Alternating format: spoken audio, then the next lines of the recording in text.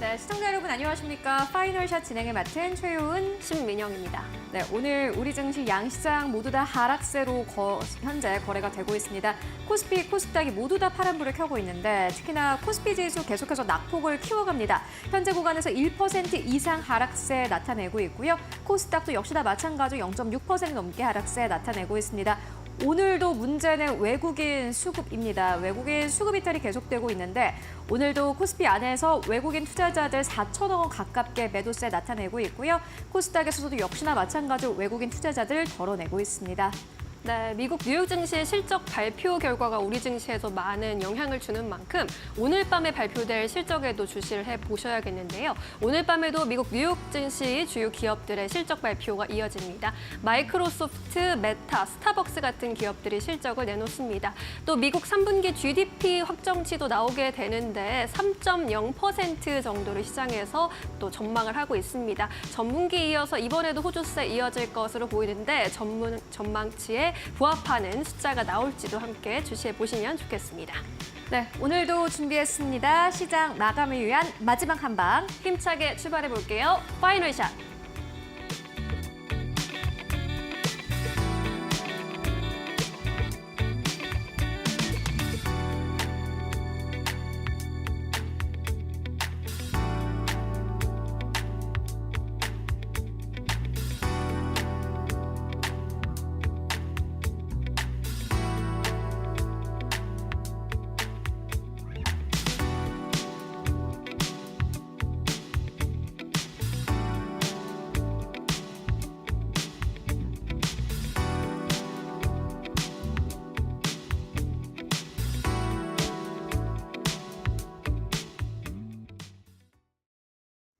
네, 오늘의 시그널 만나보도록 하겠습니다. 미국 대선이 얼마 남지 않았습니다.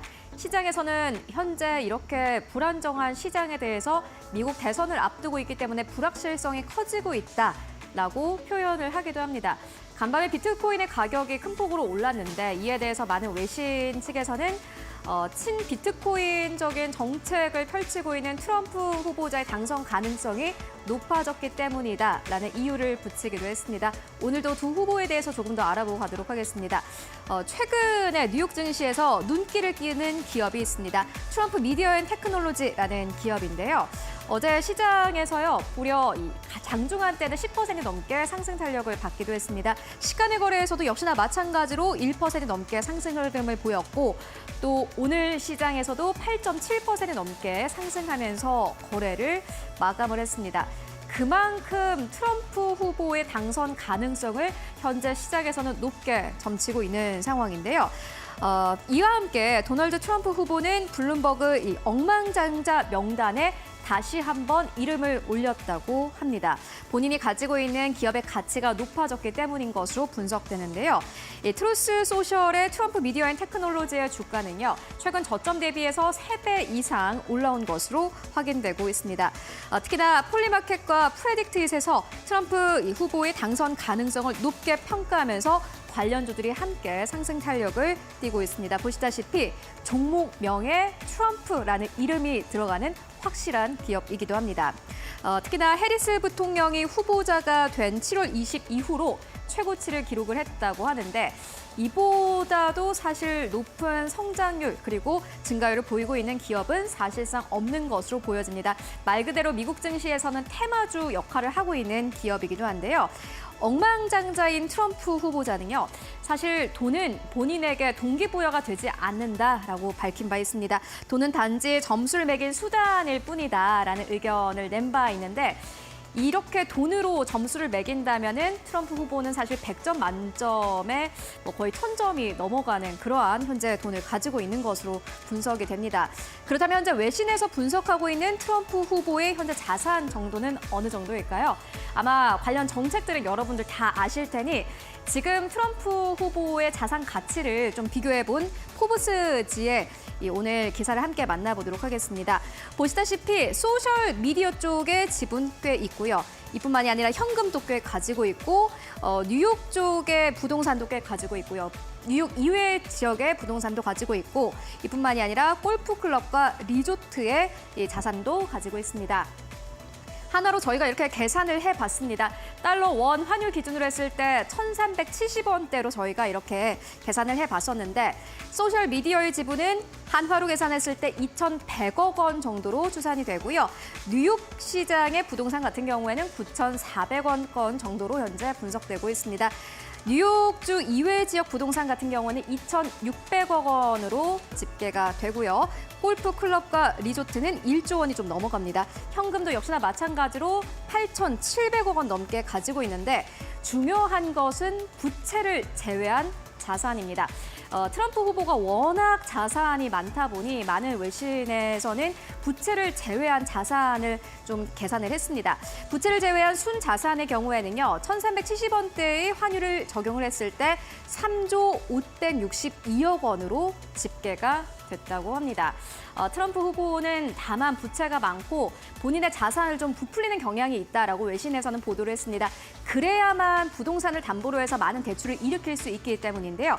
일단 트럼프 후보의 순자산은 그냥 가지고 있는 돈만으로도 3조 원을 넘어가는 억만장자입니다. 그렇다면은 해리스 후보의 자산은 어느 정도일까요? 어제도 저희가 살짝 정리를 해드렸는데 다시 한번 가지고 와봤습니다. 해리스 후보의 전체 순자산은 한화로 계산했을 때 27억 원에서 81억 원대로 현재 추정이 되고 있습니다. 야후 파이낸스에서는 이보다도 더 많을 것이다라면서 91억 원에서 206억 원으로 추정된다라고 밝혔습니다. 해리스 후보가 가지고 있는 신탁 자산이 어느 정도인지 제대로 가늠되지 않고 있기 때문인데요. 부동산의 경우에는 72억 원대로 추정이 됩니다. 10년 전 즈음에 36억 원대로 구매를 했던 부동산 가격이 크게 뛰었고요. 특히나 모기지를 2.625%로 빌렸다라는 부분이 굉장히 특징적이었습니다. 코로나 당시에 저금리로 제공이 됐던 이러한 상품들을 갈아타기 한 것으로 보여지고요. 이외에도 사실 해리스 후보는 이 경제 활동을 해서 돈을 버는 아주 평범한 직장인이었습니다. 일단 급여가 꽤 많았고요. 그뿐만이 아니라 지수 쪽에 투자하는 여러 가지 안정적인 상품들을 많이 보유하고 있는 것으로 확인되고 있습니다. 회사채에 투자하는 ETF, 그리고 선진국 주식시장에 투자하는 ETF, 그리고 역시나 연금도 있었습니다. 자발 퇴직 저축 프로그램, 그리고 공무원 퇴직연금 등에 돈을 붓고 있었는데 다만 일반적인 미국인들이랑 좀 비교를 했을 때는 이 연금이 좀 적었다라는 평가가 나오고 있고요. 이뿐만이 아니라 우리가 쉽게 좀 접할 수 있는 대형 주식의 지수를 추종하는 ETF도 꽤나 많이 가지고 있었습니다. S&P 500을 추종하는 그러한 이 지수 ETF도 가지고 있었고요. 고수익 회사채 투자 ETF도 역시나 가지고 있었습니다. 성장주, 중형주, 가치주 ETF를 고루고루 담은 것으로 확인됩니다. 전체적인 금액 같은 경우에는 3억 6천만 원 정도에서 7억 2천만 원 정도. 일단 이 선진국 주식시장 투자 ETF에 가장 많은 돈을 넣은 것으로 확인됐는데요. 전체적으로 이 전체 투자 포트폴리오를 봤을 때는 안정적이고 보수적인 게 해리스 후보의 투자 포트폴리오였습니다. 그렇다면 두 후보 간의 성격은 어느 정도로 다를까요? 함께 만나보시죠. 아마 여러분들 정책들은 이미 많이들 비교하셨을 테니 자산을 좀 비교해봤고 그리고 여기에 더불어서 두 후보가 쓰는 언어도 좀 비교를 해봤습니다. 더 컨버세이션지에서 저희가 직접 발췌를 해왔는데요. 일단 돈만 좀 비교를 해봤을 때는 트럼프 후보는 조금 더 미래지향적이고 성장, 그러니까 조금 더 리스크를 감행하는 그러한 경향이 있었습니다. 트럼프 같은 경우에는 말을 할 때 나라는 표현이 더 많았다고 합니다. 억만장자라는 특별한 퍼스널리티를 가지고 있는 만큼 개인의 주체성에 더욱더 중점을 뒀다라는 평가가 나오고요. 이전 성취와 미래의 계획을 자주 언급하는 경향이 있다고 합니다. 또 자신의 이야기를 해낸 일과 할 일로 구성해서 대중들에게 강하게 어필하는 경향이 있다고 하고요. 성취 지향적인 단어를 많이 썼다고 합니다. 그에 반해서 해리스 후보는요. 나라는 표현을 쓰는 트럼프와는 다르게 우리라는 표현을 더 많이 썼다고 하고요. 집단 지향적인 접근을 더 많이 했다고 합니다. 그리고 미래나 과거보다는 현재 어떤 문제가 있는지 조금 더 현실적으로 접근을 했다고 하고요. 진행 중인 도전들과 현재 행동을 더 강조했다고 합니다. 또 자신의 주장을 미래에 엮어서 이야기하기보다는 현재 상황과 조금 더 엮어서 이야기하는 경향이 있다고 했고요. 소속감과 권력을 암시하는 발언이 더 많았다라는 평가 나오고 있습니다. 이 두 후보 간의 이렇게 언어적인 이 차이는요. 이 ABC 토론에서 있었던 발언들을 베이스로 해서 AI로 분석을 했다고 합니다. 두 후보는 완전히 다른 인물입니다. 두 후보 중에 어떠한 인물이 과연 미국의 대통령이 될지 이제 결정의 날이 일주일도 남지 않았습니다. 그때까지 저희 오늘의 시그널 그리고 파이널샷에서 관련된 이야기 계속해서 전해드리도록 하겠습니다. 그렇다면 오늘 시장에서 또 주목받고 있는 이슈들 어떤 것들이 있을까요? 이어서 신민영 앵커가 전해드립니다. 네, 오늘 종목별로는 개별적으로 어떤 시그널 보내주고 있을까요? 종목 헤드라인 통해서 함께 살펴보시죠. 오늘의 4가지 헤드라인입니다. 첫 번째 헤드라인 열어보도록 하겠습니다. 이마트와 신세계 백화점의 계열 분리 발표가 오늘 있었습니다. 이에 따라서 관련주들 강세를 보이고 있습니다. 신세계 그룹주, 이마트까지 동반 강세에 연출하고 있는데요. 신세계 그룹이 오늘 이마트와 신세계 백화점의 계열 분리를 공식 발표했고요. 그리고 정기 임원 인사에서 정유경 총괄 사장은 신세계 회장으로 승진을 했습니다. 정유경 회장은 앞으로 백화점 계열을 맡게 되는데요. 회사 측은 그룹을 이마트와 백화점 두 개의 축을 중심으로 분리해서 새로운 성장을 도모하겠다는 뜻이라면서 정유경 회장의 승진은 책임 경영을 강화하고 계열 분리의 토대를 마련하는 것이다라고 설명했습니다. 업계에서는 이제 경영 리스크를 분산하고 동반 성장의 시너지를 누릴 수 있겠다라는 점에서 이번 계열 분리 선언을 대체적으로 긍정적으로 바라보고 있습니다. 두 번째 헤드라인 살펴볼까요? 네이버 소식입니다. 네이버 플러스 스토어의 베타 오픈 소식이 전해지면서 오늘 시장에서 강세 흐름 보이고 있습니다. 이 네이버 플러스 스토어 같은 경우에는 AI 기반 맞춤 쇼핑 추천 서비스입니다. 이번 서비스는 네이버의 초개인화 추천 기술 알고리즘을 더 고도화한 것입니다. 사용자의 취향과 관심사를 분석한 초개인화 추천을 통해서 상품뿐만 아니라 혜택과 프로모션까지 맞춤으로 제공하는 기능입니다. 네이버의 3분기 실적도 상대적으로 양호할 것으로 보입니다. 시장 예상치를 상회할 것으로 전망이 되고 있는데요. 이번에 이 앱 개편과 쇼핑 플러스 멤버십 등의 개편이 매출액 10% 성장의 벽을 넘을 수 있겠느냐 없겠느냐가 장기적으로 주가에도 결정적인 영향을 줄 것이다라는 분석들 나오고 있습니다. 세 번째 헤드라인입니다.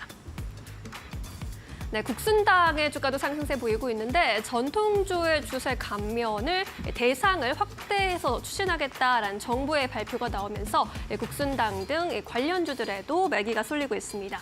정부가 쌀 소비가 감소하고 있는 현상을 전통주를 통해서 해결하고 일본의 사케처럼 전통주 산업이 글로벌 경쟁력을 갖추도록 해보자라는 그러한 취지로 읽히는데요. 먼저 전통주의 이제 주세 경감 대상을 기존 대비 2배로 더 늘린다라는 방침입니다. 현재는 전년도의 출고량 기준으로 발효주가 500kl, 증류주는 250kl 이하일 경우에 감면율을 적용해서 세금을 감면해주고 있는데 정부가 이를 발효주 1000kl, 증류주 500kl로 더 확대한다라는 계획입니다. 마지막 헤드라인입니다. 고려 아이언 소식을 말하지 않을 수 없겠습니다. 2조 5천억 원의 유상증자 소식에 장중 하한가를 기록했습니다. 어제 주가가 너무 과열되고 있다라는 소식 전해드렸는데 역시나 주가 하락세, 급락세를 면치 못하고 있습니다. 고려 아이언이 이날 시설자금 등 확보 목적으로 발행가 67만 원에 373만 2천여 주 규모의 일반 공모 방식의 유상증자를 결정했다고 공시했습니다. 주당 67만 원은 어제 종가 대비 절반도 되지 않는 수준이고요. 이에 따라서 한국거래소는 이날 고려아연을 투자 경고 종목으로 지정하기도 했습니다. 투자 경고 종목 같은 경우에는 신용융자로 매수할 수 없고요. 매수 시 위탁 증거금을 100% 납부해야 하기 때문에 주의가 필요합니다. 이후에도 추가로 주가가 급등락을 반복하게 되면 투자 위험 종목으로 지정될 수 있다는 점까지 참고해 보시죠. 4가지 헤드라인 살펴보셨습니다. 네, 이번에는 메리츠증권 강남금융센터로 가보도록 하겠습니다. 황혜수 차장 연결돼 있습니다. 차장님 안녕하세요. 네, 안녕하세요. 네, 오늘 4가지 헤드라인 전해드렸는데 어떤 종목 이슈에 주목을 하고 계실까요? 이마트를 말씀을 드리겠습니다. 이마트 같은 경우 말씀해 주신 대로 신세계와 이마트가 신세계그룹의 계열 분리를 발표를 하면서 시장을 긍정적으로 현재 반응을 해주고 있는 상황인데요. 이마트 같은 경우 그동안 지속적인 어떤 재무구조 악화 그리고 실적 둔화로 인한 우려감이 계속해서 주가를 억누르는 그 모습이었다면 이번 그 계열 분리 발표를 시작으로 추가적인 수질 개선 모멘텀이 발현될 것이다라는 기대감이 주가에 반영이 되고 있다라고 보시면 될 것 같습니다. 또한 동사 같은 경우는 말씀해 주신 듯이 3분기 실적이 컨센서스를 상회할 것으로 전망이 되고 있는데요. 지출 개선에 따른 수익성 개선 효과가 3분기부터 본격적으로 반영될 수 있다는 점이 긍정적인 부분이다라고 말씀드릴 수가 있겠습니다. 또한 지난해 신세계건설 충당금에 따른 기조 효과도 3분기 실적부터 반영이 될 것이고 온라인 사업부 역시 효율화 작업이 진행이 되면서 3분기부터 실적 회복이 본격적으로 나타날 것이다라고 말씀드릴 수가 있겠고요. 물론 3분기에 계절적 성수기이기 때문에 이런 성수기 효과도 반영이 될 것이지만 4분기부터 그리고 내년까지 꾸준하게 실적 개선 추세는 이어질 것이다라는 점이 긍정적인 부분이다 이렇게 보시면 될 것 같습니다. 네, 이마트 실적 성장 전망해 주셨습니다. 추가적으로 오후장에서 공략주로 보고 계신 종목 있으실까요? 리가캠바이오를 말씀드리겠는데요. 리가캠바이오 같은 경우에는 그 ADC 플랫폼 그 기업인 상황입니다. 계속해서 글로벌 빅파마를 상대로 기술 이전을 꾸준하게 해왔고 또한 동사 같은 경우 오리온의 자회사를 편입이 되면서 자금 조달 이슈도 해소가 된 상황인데요. 현재 ADC 플랫폼 업체 같은 경우에는 글로벌 상황에서도 다이치 산교 이후에 두 번째로 시가총액이 높고 레퍼런스가 쌓여있는 회사이기 때문에 ADC 관련돼서는 리가캠바이오의 성장 모멘텀이 꾸준하게 장기적으로 나타날 가능성이 높다는 점이 긍정적인 부분이다라고 말씀드릴 수가 있겠습니다. 또한 그 동사의 경쟁사 업체들의 그 ADC 경쟁력물이 임상에서 계속 실패하면서 동사의 플랫폼에 대한 가치가 현재 주가에 계속해서 반영이 되고 있는 모습이다라고 보시면 될 것 같고요. 주가가 리레이팅 되고 있는 상황이지만 내년부터는 그 기술 이전한 물질의 상업화도 기대해 볼 수 있는 상황이기 때문에 이런 부분들이 향후 주가 상승에 더욱더 탄력을 줄 수 있는 모멘텀으로 작용할 수 있다 이렇게 말씀드리겠습니다. 네, 리가캠 바이오에 대한 투자 포인트까지 짚어주셨습니다. 오늘 말씀 고맙습니다. 감사합니다. 이어서 외국인과 기관은 어떤 선택을 하고 있을지 살펴보시죠. 최효은 앵커가 준비했습니다.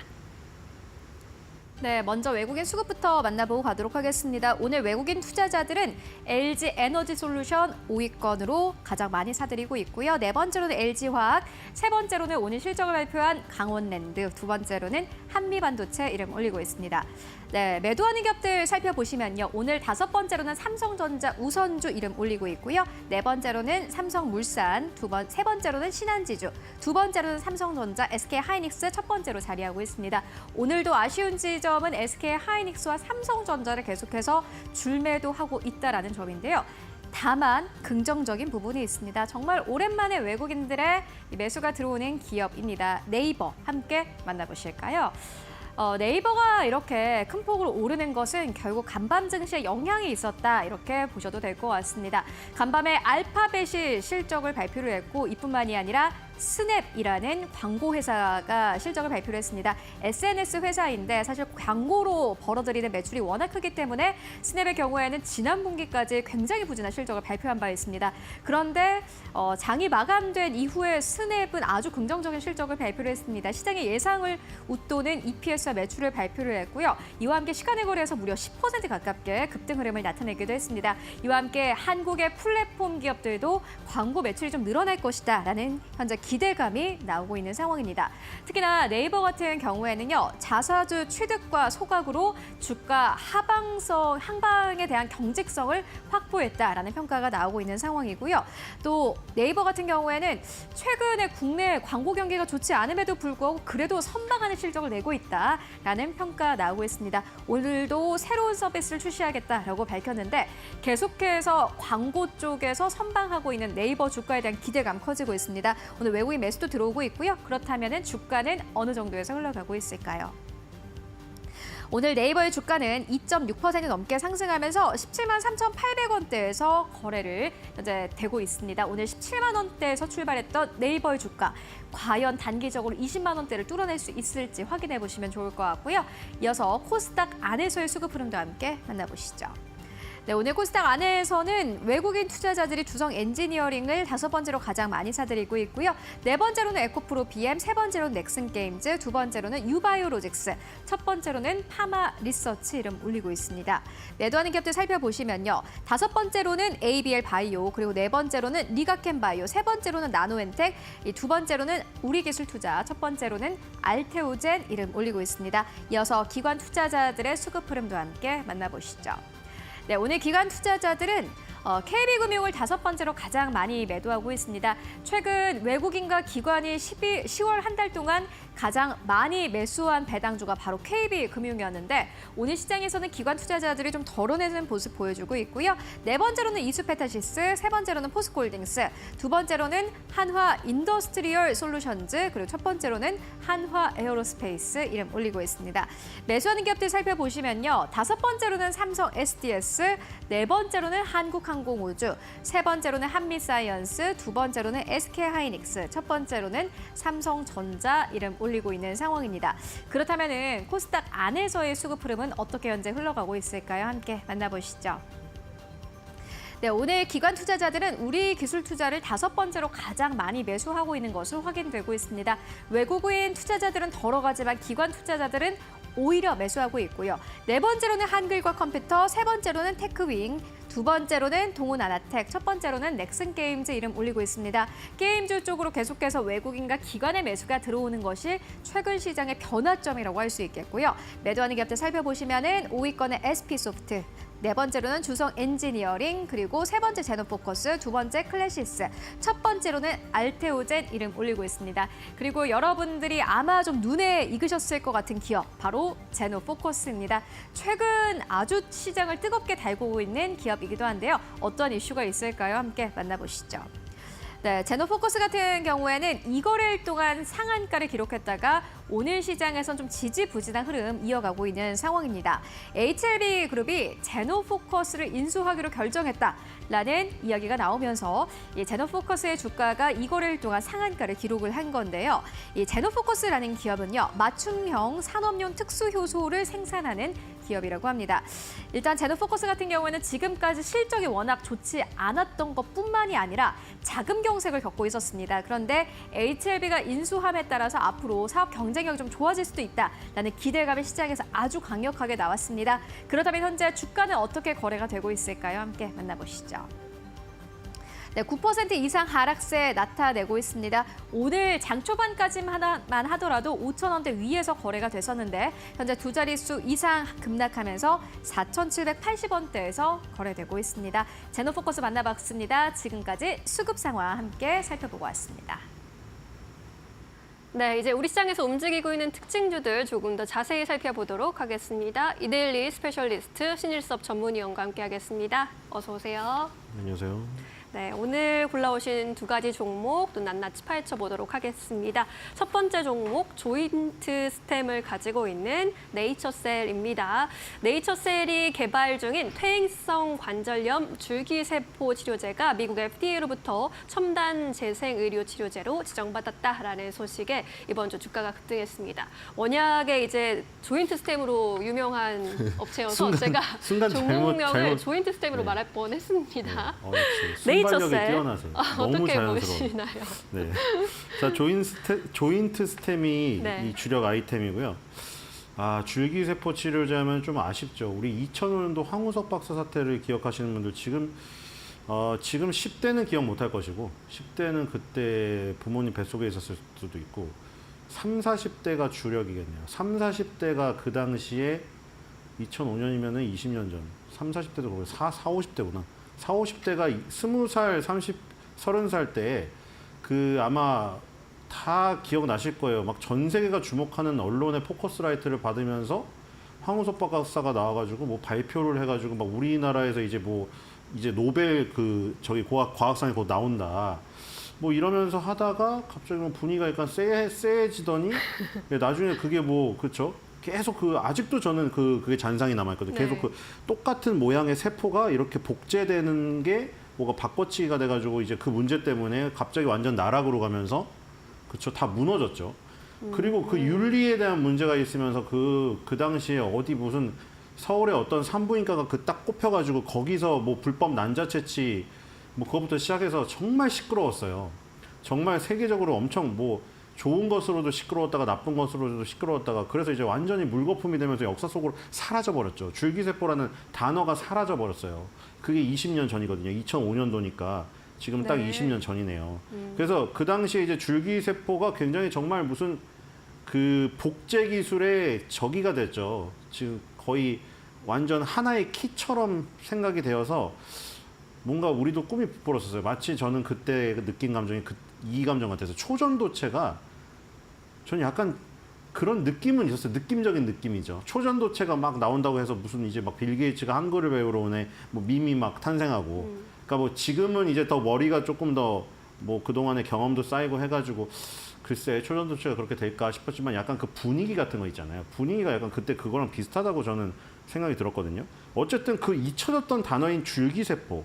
근데 여전히 줄기세포 치료제를 계속 개발하고 있는 기업들이 몇 있습니다.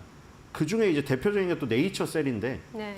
네이처셀이 이제 그 자가지방에서 유래한 중간엽 줄기세포를 이용한 중증 무릎 퇴행성 관절염 치료제인 조인트 스템을 지금 임상 실험 중이거든요. 이게 환자 자신의 지방 조직에서 줄기세포를 추출한 거거든요. 그러니까 이게 보면은 자기 몸에서 추출했다고 해서 자가유래 줄기세포라고 해요. 그다음에 다른 사람인데 같은 종에서는 동종, 다른 인간에게. 그러니까 이 종은 아예 뭐 원숭이한테 뽑아낸 거를 사람이 쓴다던가 뭐 이런 거겠죠. 자가, 동종, 이종 이렇게 있는데 네. 이건 자가입니다. 그러니까 가장 뭐 면역에 이상이 없죠. 자기 몸의 세포니까.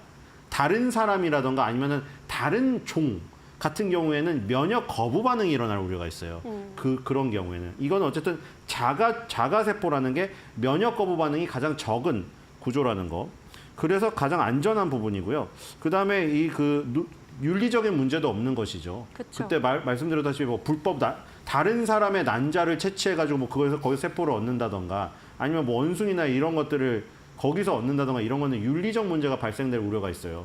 근데 이거는 자신의 몸에서 자가를 뽑아내는 거기 때문에 그런 윤리적인 문제도 없다.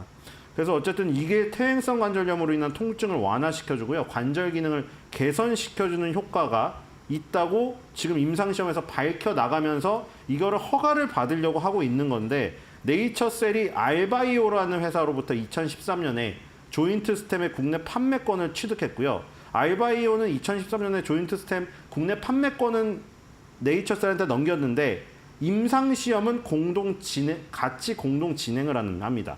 그래서 2015년에 공동 진행 계약을 맺었고요. 지금 뉴스가 나온 거는 RMAT라는 건데 그냥 쉽게 말해서 패스트 트랙이에요. 우리 약간 희귀 질환이라던가 코로나 때도 보면은 지금 임상을 거쳐서 나온 제품은 아니지만 지금 mRNA 코로나 치료제도 그랬어요. 임상이 끝난 게 아니고 패스트 트랙으로 그냥 임상 2상에서 써라. 그 다음에 코로나 치료를 하면서 임상 3상을 해서 나중에 결과를 내라. 이런 식으로. 워낙 급박한 상황에서는 그래요. 뭐 우리가 생각지도 못한 질병의 위협이 닥쳤을 때는 새로운 걸 시도를 해서라도 사람을 살려야 되니까 네. 패스트 트랙으로 완전히 불안전하더라도 그렇게 해주거든요. 이것도 지금 그걸로 꼽힌 거예요. RMAT가 생긴 게 2016년에 미국에서 21세기 치유법이라는 법을 개정을 하면서 여기서 의학적 미충족 수요가 있죠.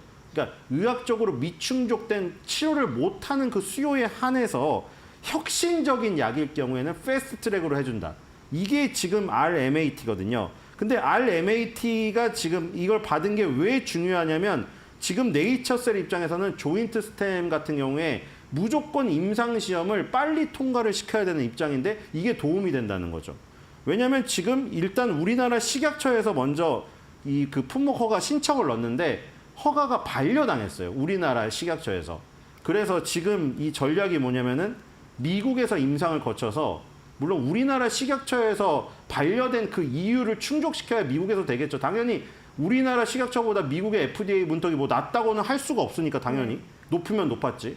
그렇기 때문에 그 우리나라 식약처에서 반려된 그 이유를 커버를 쳐서 임상 2상, 3상을 지금 임상 2B상, 3A상을 지금 받아놨죠. 미국에서 이걸 거친 다음에 미국 FDA에서 승인을 받고 그다음에 다시 반려된 국내 식약처에 허가를 받는 전략을 지금 잡아놨더라고요. 근데 그래서 중요한 것이죠. 국내 식약처에서도 반려됐는데 미국 FDA 문턱은 더욱더 높을 것이 확실한데 네. 여기서 RMAT를 받았기 때문에 미국 FDA에서 조금 완화된 눈으로 봐줄 수가 있다는 것이죠.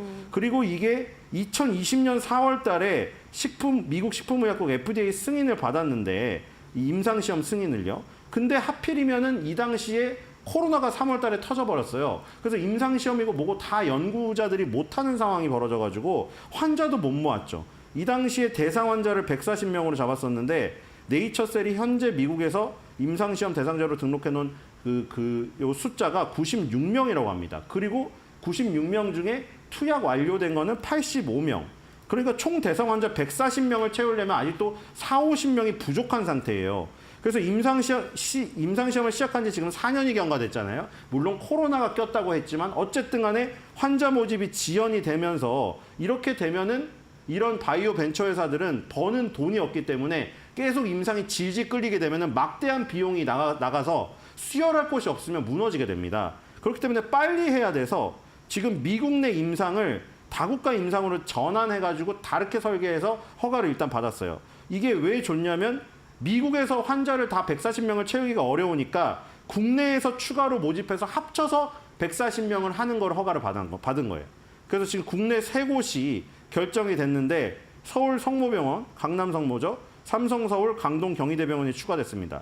그래서 미국에서는 5곳의 병원에서 임상시험이 이루어지고 있고 아까 85명에 대한 투약이 완료됐다고 했죠. 나머지 모자란 것을 국내 3곳 이 병원에서 모집을 하여 한꺼번에 이거를 130~140명을 해서 이 임상시험 결과를 미국 FDA에 제출한다는 전략이고 2026년 1월 달에 임상 종료되는 일단 계획을 세워놨고요. 만약에 성공적으로 2026년 1월 달에 임상이 종료가 되면은 2026년 하반기쯤에 FDA 허가 신청을 하겠다. 뭐 이렇게 해놨습니다. 지금 이게 2B랑 3A상이거든요. 그러니까 2상을 A, B로 나눴고 3상도 A, B로 나눴어요. 그래서 2상의 후반기 2B상, 3상의 전반기 3A상을 동시에 지금 신청해 놓은 상태입니다. 아까 말했듯이 패스트 트랙을 지금 받을 수 있게 되었기 때문에 네. 지금 요 2B랑 3A상에서 좋은 결과가 나오면 지금 그 품목 허가를 받을 가능성도 있겠죠. 그런데 지금 네이처에서 주장하는 건 그겁니다. 국내 식약처에서 반려됐긴 했지만 우리의 연구 결과를 봐라. 이게 지금 연구 결과가 아까 전에 그 관절의 기능을 개선하는 거를 넘어서 가지고 그러니까 통증을 완화시키는 걸 넘어서서 장기적으로 6개월을 추적했더니 관절 기능까지 오히려 개선이 되는 효과가 나타났다. 그런데 이거를 반려당한 거는 좀 줄기세포에 대한 그런 부분 때문이 아닌가. 2005년도 이후에 윤리적 문제도 강화됐고 그 당시에 이제 트렌드가 지나가지고 줄기세포 치료에는 조금 약간 마이너가 돼버려가지고 그런 부분에서 식약처가 허가를 안 해주는 거 아니냐. 식약처는 임상적 유의성 부족이라는 이유로 품목 허가 신청을 반려했습니다. 그러니까 지금 이거를 미국으로 돌려가지고 우회해서 다시 갔다가 한국 식약처로 다시 올려는 전략이죠. 그러니까 어쨌든 간에 빨리 2026년 1월 달로 예상된 임상 종료 기간 이걸 맞춰서 반드시 임상 종료를 시키고 FDA 빨리 넣어보는 FDA RMAT라는 요게 입혀져 있기 때문에 빨리 요걸 했다가 식약처로 오는 그러면 이제 줄기세포를 다시 살릴 수 있는 20년 만에 어떤 선봉장의 역할을 할 수가 있겠죠. 그래서 그런 기대감 때문에 일단 시장에서도 급등을 하고 있는 것으로 보입니다. 네, 이번에 첨단 재생 의료 치료제 RMAT로 지정받았다라는 소식이 어떤 의미인지 잘 풀어서 설명해 드렸습니다. 조인트 스템이 확실히 이 종목에는 효자 역할을 하고 있습니다. 앞으로의 주가 흐름도 함께 눈여겨보시죠. 두 번째 종목으로 넘어가 볼게요. 동서 가지고 오셨습니다. 지난 2023년 2월 이후로 2만 원 내로 계속 박스권을 거듭했었던 그런 종목이었는데 지난 26일에 이제 정부가 발표했던 밸류업 지수에 포함이 되면서 주가 상승세 이어지고 있는 모습입니다. 동서 대표적인 식품 기업인데 어떻게 보십니까? 앵커님 커피 드시는 걸 잘 못 봤는데 커피 잘 안 드시지 않나요? 제가 목이 약해가지고 그 카페인을 잘 안 잘 안 드시죠? 먹긴 하는데 못 봤습니다. 좋아해요. 좋아하시나요? 커피를 너무 많이 요즘에 좀 너무 많이 마시는 것 같아요. 사람들이 그 카페인이 굉장히 중독이죠. 독하기 때문에 잘못하면 큰일 납니다. 너무 많이 마시면. 네. 왜냐하면 보니까 그란데 사이즈보다 더 큰 것도 나오고 이러더라고요. 스타벅스에서. 근데 이 지금 동서 같은 경우에는 여러 군데 다 걸쳐 있죠. 일단 뭐 삼박자 커피라고 아줌마들이 주로 드시던 맥심 커피. 여기서는 정말 절대적인 강자잖아요. 그쵸. 근데 그게 이제 원두 커피 가루 쪽에서도 초강자예요. 칸으로. 그리고 이제는 그걸 넘어서서 캡슐 커피 시장까지 건드리려는 지금 그 야욕을 갖고 있죠. 근데 이 동서가 은둔형 기업의 대표 기업이거든요. 오. IR을 절대 하지 않습니다. 그러니까 보고서도 없죠. 애널리스트가 보고서를 쓰려면 동서에서 초청을 해서 애널리스트를 불러서 뭐 기업 탐방도 시켜주고 자료를 줘야지 인베스터 릴레이션십을 할 거 아닙니까? 그렇죠. 투자 관계를 맺을 건데 아예 운둔형 기업이다 보니까 아예 쓸 게 없는 거예요. 그러니까 증권사 보고서가 전무한 상태입니다. 그러니까 언론의 뉴스에도 잘 안 나와요. 뭐 당연히 그런 걸로 나오죠. 무슨 맥심, 카누 그런 얘기로는 식음료 칸에는 나오나 주식 칸에는 나오지가 않는 것이죠. 근데 뭐 이게 장단점이 있어요. 동서 같은 경우에는 장기로 배당주로 투자하시는 장기 투자자 성향의 그 투자자분들이 많으세요. 종목 게시판 들어가 보시면 글이 거의 띄엄띄엄 있습니다. 아시다시피 테마주 같은 거 급등하는 것들은 들어가 보면은 오늘 하루 글이 몇 페이지에 걸쳐져 있는 반면에 동서는 몇 년 전 글이 몇 페이지 안에 있어요. 그러니까 이런 거는 장기 투자자한테는 오히려 좋아요. IR 안 하고 그냥 은둔형 기업으로 조용히 있는 게 좋아요. 시끄럽지 않은 게. 근데 이게 조금 다이나믹하게 하고 싶으신 분들은 재미가 없는 것이죠. 그렇죠. 정보도 없고. 근데 갑자기 요즘에 좀 재미있어졌죠. 왜 재미있어졌냐면 이게 사실 IR을 안 하고 은둔형 기업일 수밖에 없는 이유가 있긴 또 있어요. 왜요? 동서식품의 모회사, 그러니까 동서라고 지금 상장되어 있는데 이거는 모회사고요. 자회사인 동서식품에서 우리가 말했던 맥심 카누를 팔고 있는 거죠. 근데 그 동서식품의 지분을 몬델리즈 인터내셔널, 우리 오레오로 유명한 그 기업이죠. 예, 오레오를 만드는 기업인데 몬델리즈 인터내셔널이랑 50대 50으로 갖고 있기 때문에 몬델리즈의 입김 반, 동서식품의 입김 반이에요. 딱 절반. 그러니까 자기 동서식품 마음대로 할 수가 없어요. 딱 50이니까. 51대 49면 지분율로 할 수 있겠죠. 근데 50대 50이니까 마음대로 못해요. 딱 인간이 딱 나뉘어 있는 거예요. 야누스의 얼굴처럼 절반으로 나뉘어 있는 상태입니다. 야누스. 그렇기 때문에 어디로도 그러니까 혼란스럽잖아요. 그 야누스 보면은 지킬 앤 하이드처럼 어디로 갈지 모르는 거예요. 네. 그러니까 지금 몬델리즈가 보유한 커피 기업이 또 있는데 JED 피치라는 기업이 있습니다. 그러니까 몬델리즈는 해외에서는 JED 피치라는 걸로 커피 사업을 하고 우리나라에서는 맥심을 가지고 하는데 요 맥심이 못 나가게 하는 거죠. 자기가 갖고 있는 JED 피치 때문에. 근데 JED 피치의 잔여 지분을 매각했다는 소식 때문에 혹시 동서 맥심이 수출할 수도 있는 거 아니야? 해서 최근에 급등했습니다. 근데 동서에서 아니라고 밝혔어요. 네. 은둔형 기업인데 이런 것도 빨리 밝히더라고요. 아니라고 밝혀서 바로 떨어졌는데 다시 급등하기 시작했습니다. 근데 그 이유는 정확히 알 수가 없으나 일단 이 밸류업 기업에 들어있어요. 밸류업 기업에 오리온, 롯데칠성, 삼양식품, 오뚜기, 동서 들어있는데 이 중에 주가가 제대로 되는 거는 삼양식품밖에 없거든요. 지금 네. 사실. 근데 동서가 요즘에 조금 주가가 괜찮아지고 있다. 그리고 아까 전에 JED 피치의 잔여 지분을 매각했기 때문에 동서에서는 안 한다고 했지만 계속해서 뭔가 이 재미없는 기업에 흥미거리가 던져져가지고 일단 단기 투자자들이 많이 들어왔어요. 보니까. 장기 투자자를 그대로 있고요. 그러니까 이게 변동성이 확대될 수가 있는 재료가 던져진 것이죠. 그래서 이제 장기 투자자들은 이런 모습을 싫어하겠으나 단기 투자자들은 이런 모습을 좋아할 수도 있겠죠. 그러니까 지금 조금 더 지켜봐야 될 것 같습니다. 네, 여기 종목 오래 보유하신 분들은 무슨 일이지 하실 네, 것 이런 거 같습니다. 오히려 싫어할 수도 있습니다. 네. 장기 투자자들. 밸류업 지수에 포함됐다고 해서 무조건 뭐 오르는 건 아니겠지만 이 종목의 경우에는 밸류업 지수 종목 중에서 상위권의 상승률을 기록하고 있다는 점 기억해 보시면 좋겠습니다. 오늘 말씀 여기까지 듣겠습니다. 고맙습니다.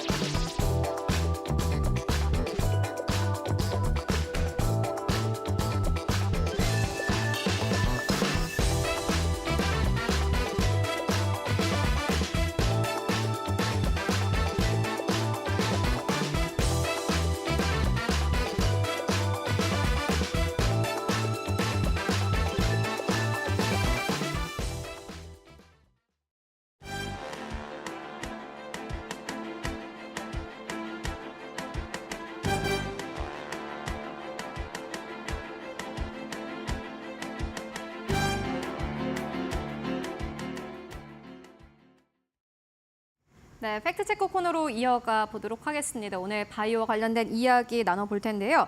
이데일리 바이오 플랫폼 센터의 김진수 기자 모시고 이야기 나눠보도록 하겠습니다. 안녕하십니까? 안녕하세요. 네, 오늘 먼저 가장 첫 번째로는 유바이오로직스 함께 살펴보고 가도록 하겠습니다.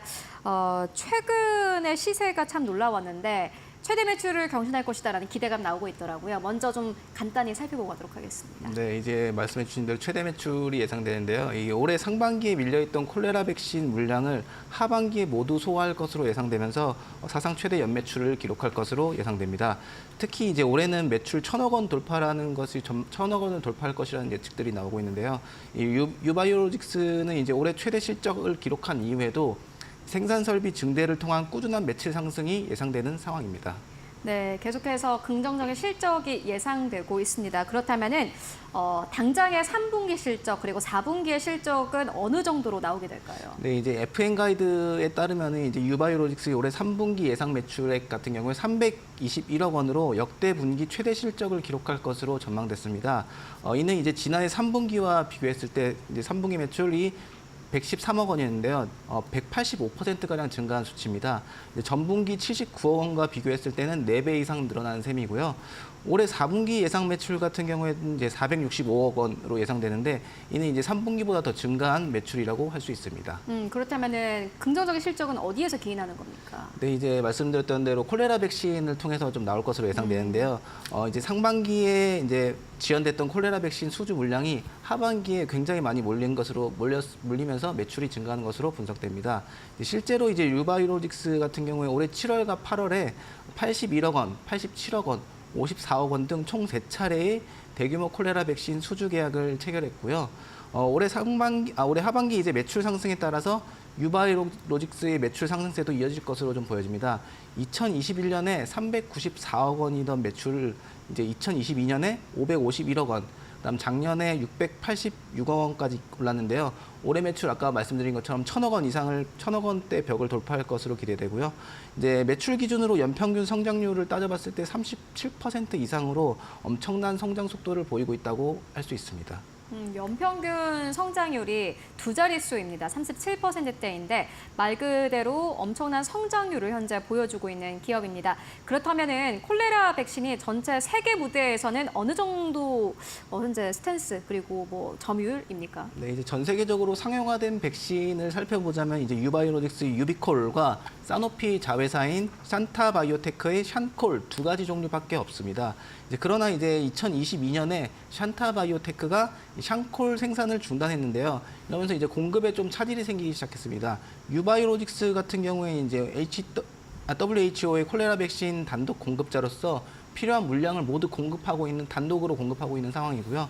근데 하지만 이제 생산을 계속해서 이어가고 있지만 그동안 나눠서 하던 부분을 혼자 하다 보니까 글로벌 수요를 따라가기엔 벅찬 상황이 이어지고 있었고요.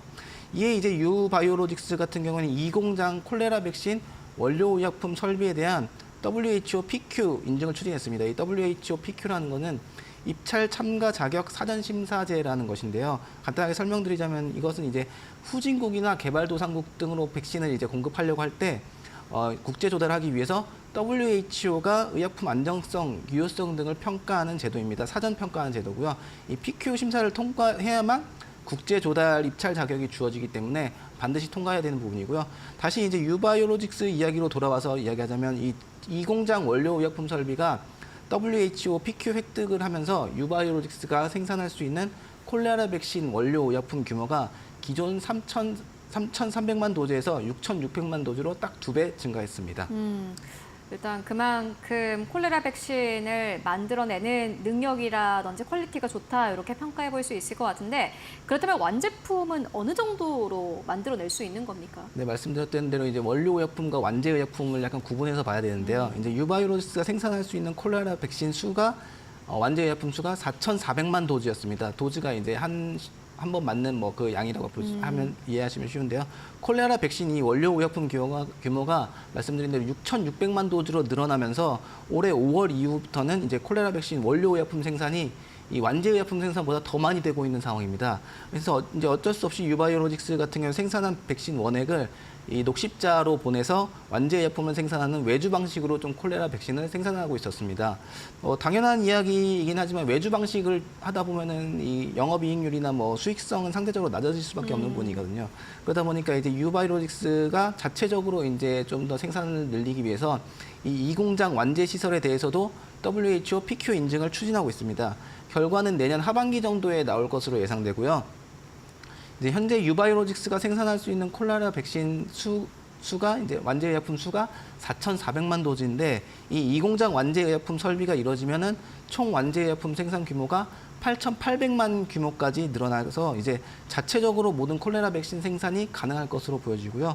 이 공장 가동에 따른 실적 상승 효과는 2026년부터 반영될 것으로 좀 보여집니다. 지금 이제 이 공장이 설립이 다 끝나고 나고 그리고 여기서 만약에 제품을 더 만들게 된다면 일단 생산량은 어마어마하게 늘어날 것으로 보여집니다.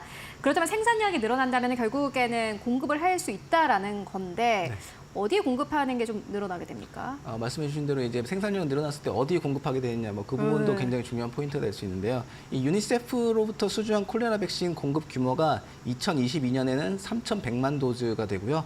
2023년에는 3,600만 도즈에 달했고 올해는 이제 한 약 5천만 도즈에 육박할 것으로 보여지는데요.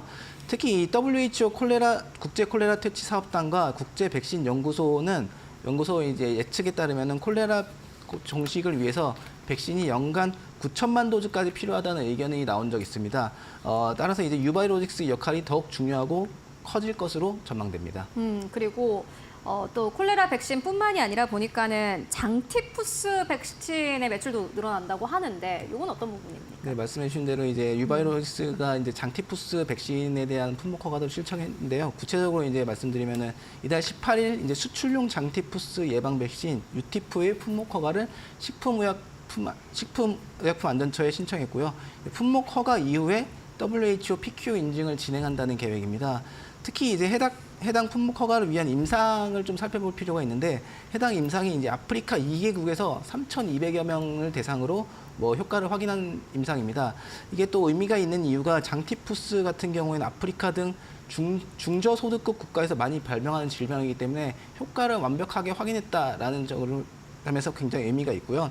아울러 이 유티프 같은 경우에 유바이오로직스가 보유한 단백 접합 기술을 바탕으로 고수율 대량 생산이 가능해서 가격 경쟁력 측면에서도 글로벌 무대에서 시장 점유율을 빠르게 높일 수 있을 것으로 기대되는 상황입니다. 네, 유바이오로직스 함께 만나보고 왔습니다. 하반기에 긍정적인 실적을 냈고 4분기에도 역시나 마찬가지로 긍정적인 실적이 예상이 되고 증권가에서는 1,000억 원대 매출도 가능하지 않겠느냐라는 기대감 현재 내비치고 있는 상황입니다. 유바이오로직스 실적에 따른 주가 흐름 함께 따라가 보시면 좋을 것 같고요. 이어서 다음 이슈로 넘어가 보도록 하겠습니다. CG 인바이츠와 관련된 이슈를 좀 짚고 갈 텐데 전 창업자와 지분 갈등을 겪고 있다라는 뉴스가 있었습니다. 어떠한 내용입니까? 네, 이제 원래 이제 전 크리스탈 지노믹스라는 곳이 있었는데 대주주가 바뀌면서 사명이 이제 CG 인바이츠로 바뀐 바 있습니다. 좀 이제 그 이유에 좀 설명을 드리자면 올해 2월달에 이 CG 인바이츠의 최대 주주인 뉴레이크 인바이츠 투자가 창업주인 조중명 회장과 이 조 회장이 보유한 CG 인바이츠 주식 약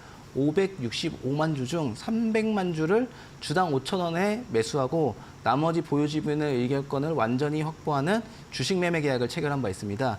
이후 이제 해당 계약과 함께 뉴레이크와 조 회장 측은 이제 조 회장이 CG 인바이츠 지분을 정리해 만든 자금을 CG 인바이츠의 자회사인 CG 파마슈티커스 CGP라고도 하는데요. 이 CGP에 투자해서 지분과 경영권을 확보하고 개발 중인 췌장암 치료제 아이발티노스타트 개발을 이어가기로 약속한 바 있습니다.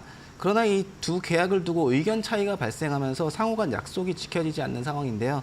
결국에 이 CGP 지분 100%를 보유한 CG 인바이츠가 지난 8월 임시주총을 개최해서 조중명 전 회장과 조상숙 박사를 CGP 이사회에서 해임하는 결정을 내렸습니다. 의견 차이가 발생했다. 이 부분 짚어주셨고 어떤 의견 차이가 있었을지 계속해서 살펴보도록 하겠습니다. 일단 주식 매매 계약에 좀 잘 이루어졌는지부터 확인하고 가보도록 하겠습니다. 네, 일단 주식 매매 이후의 지분 투자이기 때문에 먼저 살펴볼 필요가 있는데요. 말씀드린 대로 올해 2월 초 계약 체결 당시에 계약일 포함해서 올해 7월 말까지 총 3차례에 걸쳐 조 회장이 보유하고 있던 주식 300만 주에 대한 매매 계획이 이뤄져야 하는데요. 이제 현재까지 이뤄진 걸 보면 240만 주에 대한 120억 원 규모의 매매만 이루어졌습니다. 남은 60만 주를 두고 또 이제 CJ 인바이츠와 조 회장의 입장 차이가 있는 건데요. 먼저 조 회장 측에서는 계약서상 마지막 물량 매매가 7월 달에 이루어졌어야 함에도 CJ 인바이츠 측에서 이를 지키지 않아서 이루어지지 못했다라고 주장하고 있고요. 하지만 이제 CJ 인바이츠 측에서는 이 계약 1차, 2차 계약 이후에 조 회장이 이행해야 되는 부분들이 있었는데 이것을 조 회장이 이행하지 않았고 마지막 이 3차 물량까지 모두 매수하는 경우 문제가 생길 수 있기 때문에 끝까지 진행할 수가 없는 상황이라고 이렇게 답변했습니다. 일단 주식을 좀 매매를 해야지 결국에는 이 모든 것들이 진행이 되는 건데 네, 그게 안 되다 보니 다음 단계가 안 이뤄진 것 같습니다. 네네. 그 다음 단계는 어떤 단계입니까? 네, 말씀해 주신 대로 주식 매매가 먼저 잘 이루어져야지 이제 네, 다음 맞아요. 단계 지분 투자에 대한 부분도 이루어질 수 있는 부분인데요. 말씀해 주신 대로 지분 투자와 관련해서는 조 회장과 이제 CJ 인바이츠가 원래 애초에 계획에 따르면 6대4 비율로 이제 확보할 예정이었습니다. 모든 투자도 이제 6대4로 진행하기로 했었고요. 먼저 조 회장이 올해 7월 중순과 10월 초 총 125만 달러, 약 17억 원 가량인데요. 이를 이제 CGP 통장으로 이체를 했습니다. CJ 인바이츠는 6대4 비율에 따라서 약 11억 원을 보내야 하지만 보내지 않았다는 것이 이제 조중명 회장의 주장이고요. 이 이유에 대해서 이제 보내지 않은 이유에 대해서 CJ 인바이츠 측은 애초에 이제 계약을 맺을 당시에 CJ 인바이츠 주식 전부를 매각하는 즉시 그거에 대한 매각할 때마다 그 돈 전체를 이렇게 다시 그 지분 투자로 이어지기로 했었나 이제 조 회장 측에서 환율 등을 이유를 들면서 지분 투자 금액을 나눠서 입금하겠다고 말을 바꿨고 하지만 이제 기존 계약대로 해야 된다라는 입장을 고수하고 있다는 상황입니다.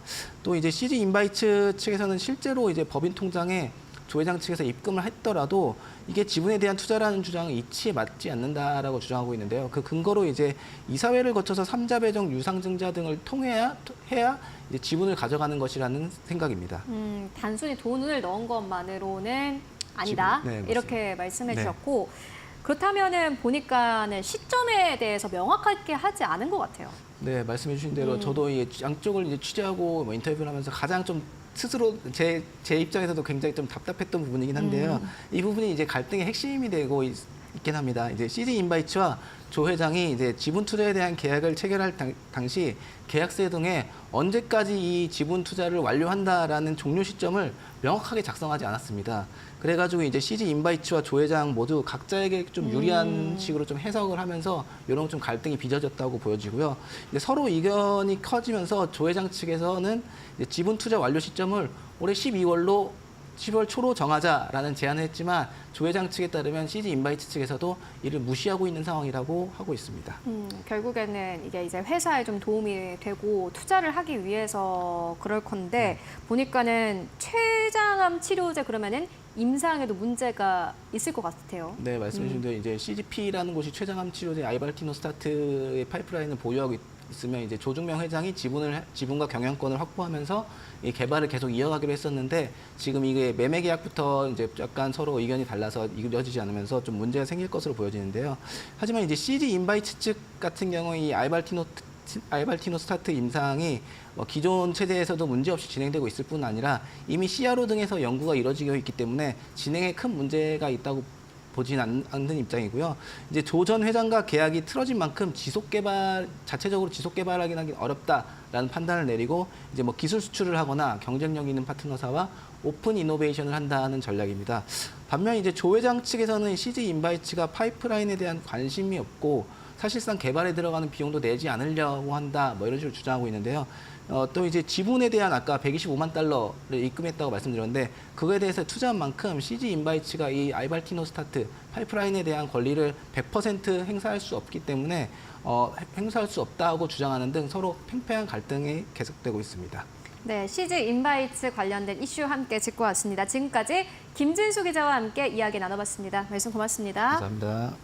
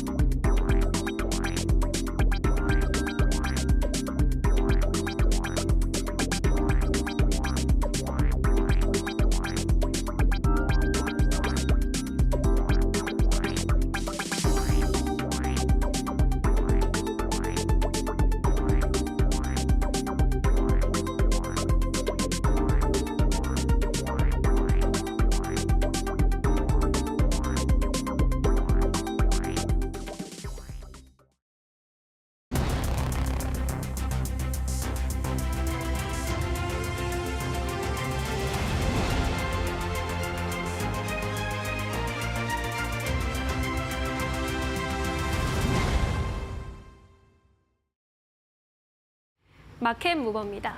국내 대표 2차 전지 기업 에코프로비엠이 자금 조달에 나섭니다. 전기차 캐즘 실적 둔화에 대한 시장의 우려가 커지자 이 우려를 불식시키기 위해서 선제적으로 투자에 나서는 것으로 풀이가 되는데요. 에코프로비엠은 3,360억 원 규모의 신종 자본증권 무보증 사채를 발행한다는 계획입니다. 이렇게 조달한 자본 중에서 2,200억 원을 채무 상환에 이용하고 1,160억 원 가량은 운영 자금으로 활용한다라는 계획을 밝혔는데요.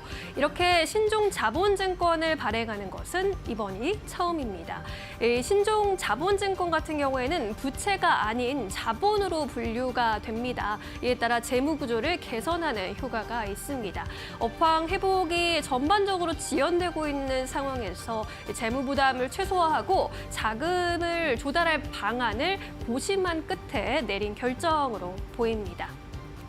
현재 양극재 판매 가격이 하락하고 있고 수요가 둔화되는 것이 지속되면서 수라량이 감소하고 있죠. 실적 악화가 이어지고 있는 상황입니다. 에코프로 BM의 경우 이번 3분기에도 적자 전환했을 것이라는 시장의 그러한 전망이 우세한 상황입니다. 다만 에코프로 BM의 재무 구조는 안정적인 편입니다. 2분기 기준으로 봤을 때 부채 비율 160%인데 지난해 3분기에 180% 수준에서 하향 안정화되는 추세를 보여주고 있습니다. 이번 자금 조달은 새로운 프로젝트를 추진하기 위한 거인데요. 어떤 프로젝트일까요?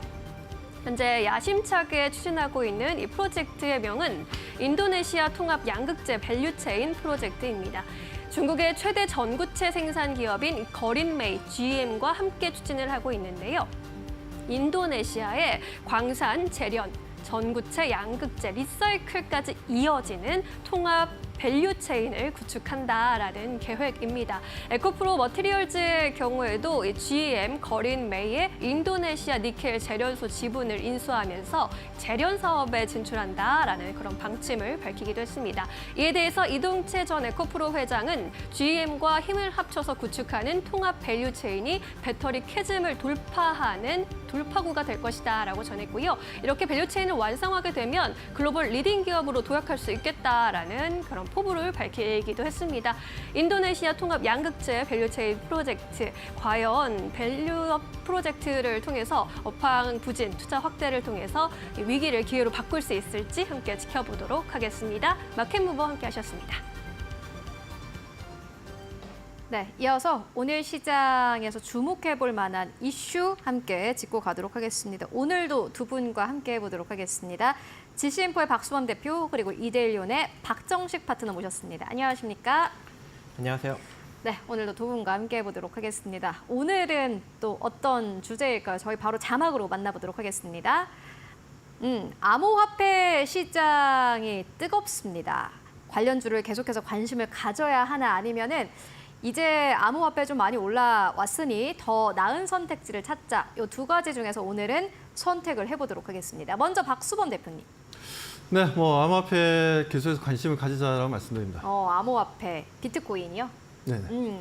비트코인 관련주 함께 좀 살펴보자라는 의견 전해주셨고요. 박정식 파트너님께서는요? 네, 더 나은 선택지를 찾아보자입니다. 오늘은 한 가지로 통일을 해오셨습니다. 오늘 두 분의 의견이 좀 나뉩니다. 먼저 박수범 대표님, 왜 관련주 계속해서 보자라는 의견 전해주셨을까요?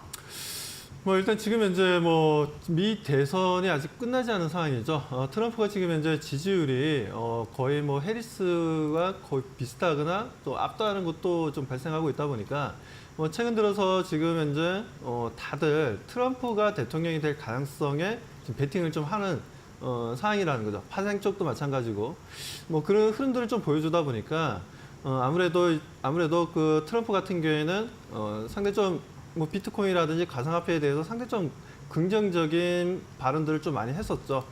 그러다 보니까 지금 이제 보시는 것처럼 비트코인이 원화로 계산했을 때 1억을 지금 이제 넘긴 상황이고요.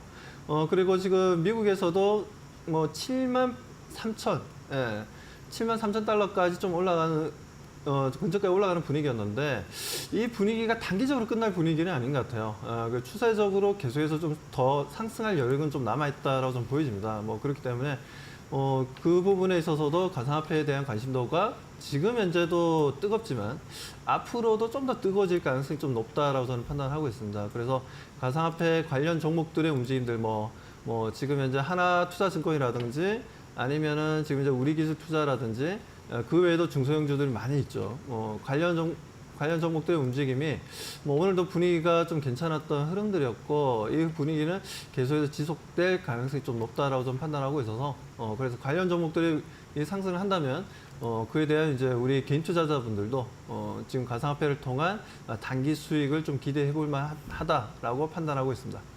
오늘 암호화폐가 사실 장 초반 비교해서는 힘을 잃긴 했지만은 그럼에도 불구하고 사실 비트코인의 가격이 떨어진 건 아니거든요. 그냥 종목들의 힘이 약간 좀 빠지고 있는 상황인데 박수범 대표님께서는 여전히 암호화폐 관련주 긍정적으로 본다. 단기적인 트레이딩이 유효한 구간이다라는 의견 전해주셨고요.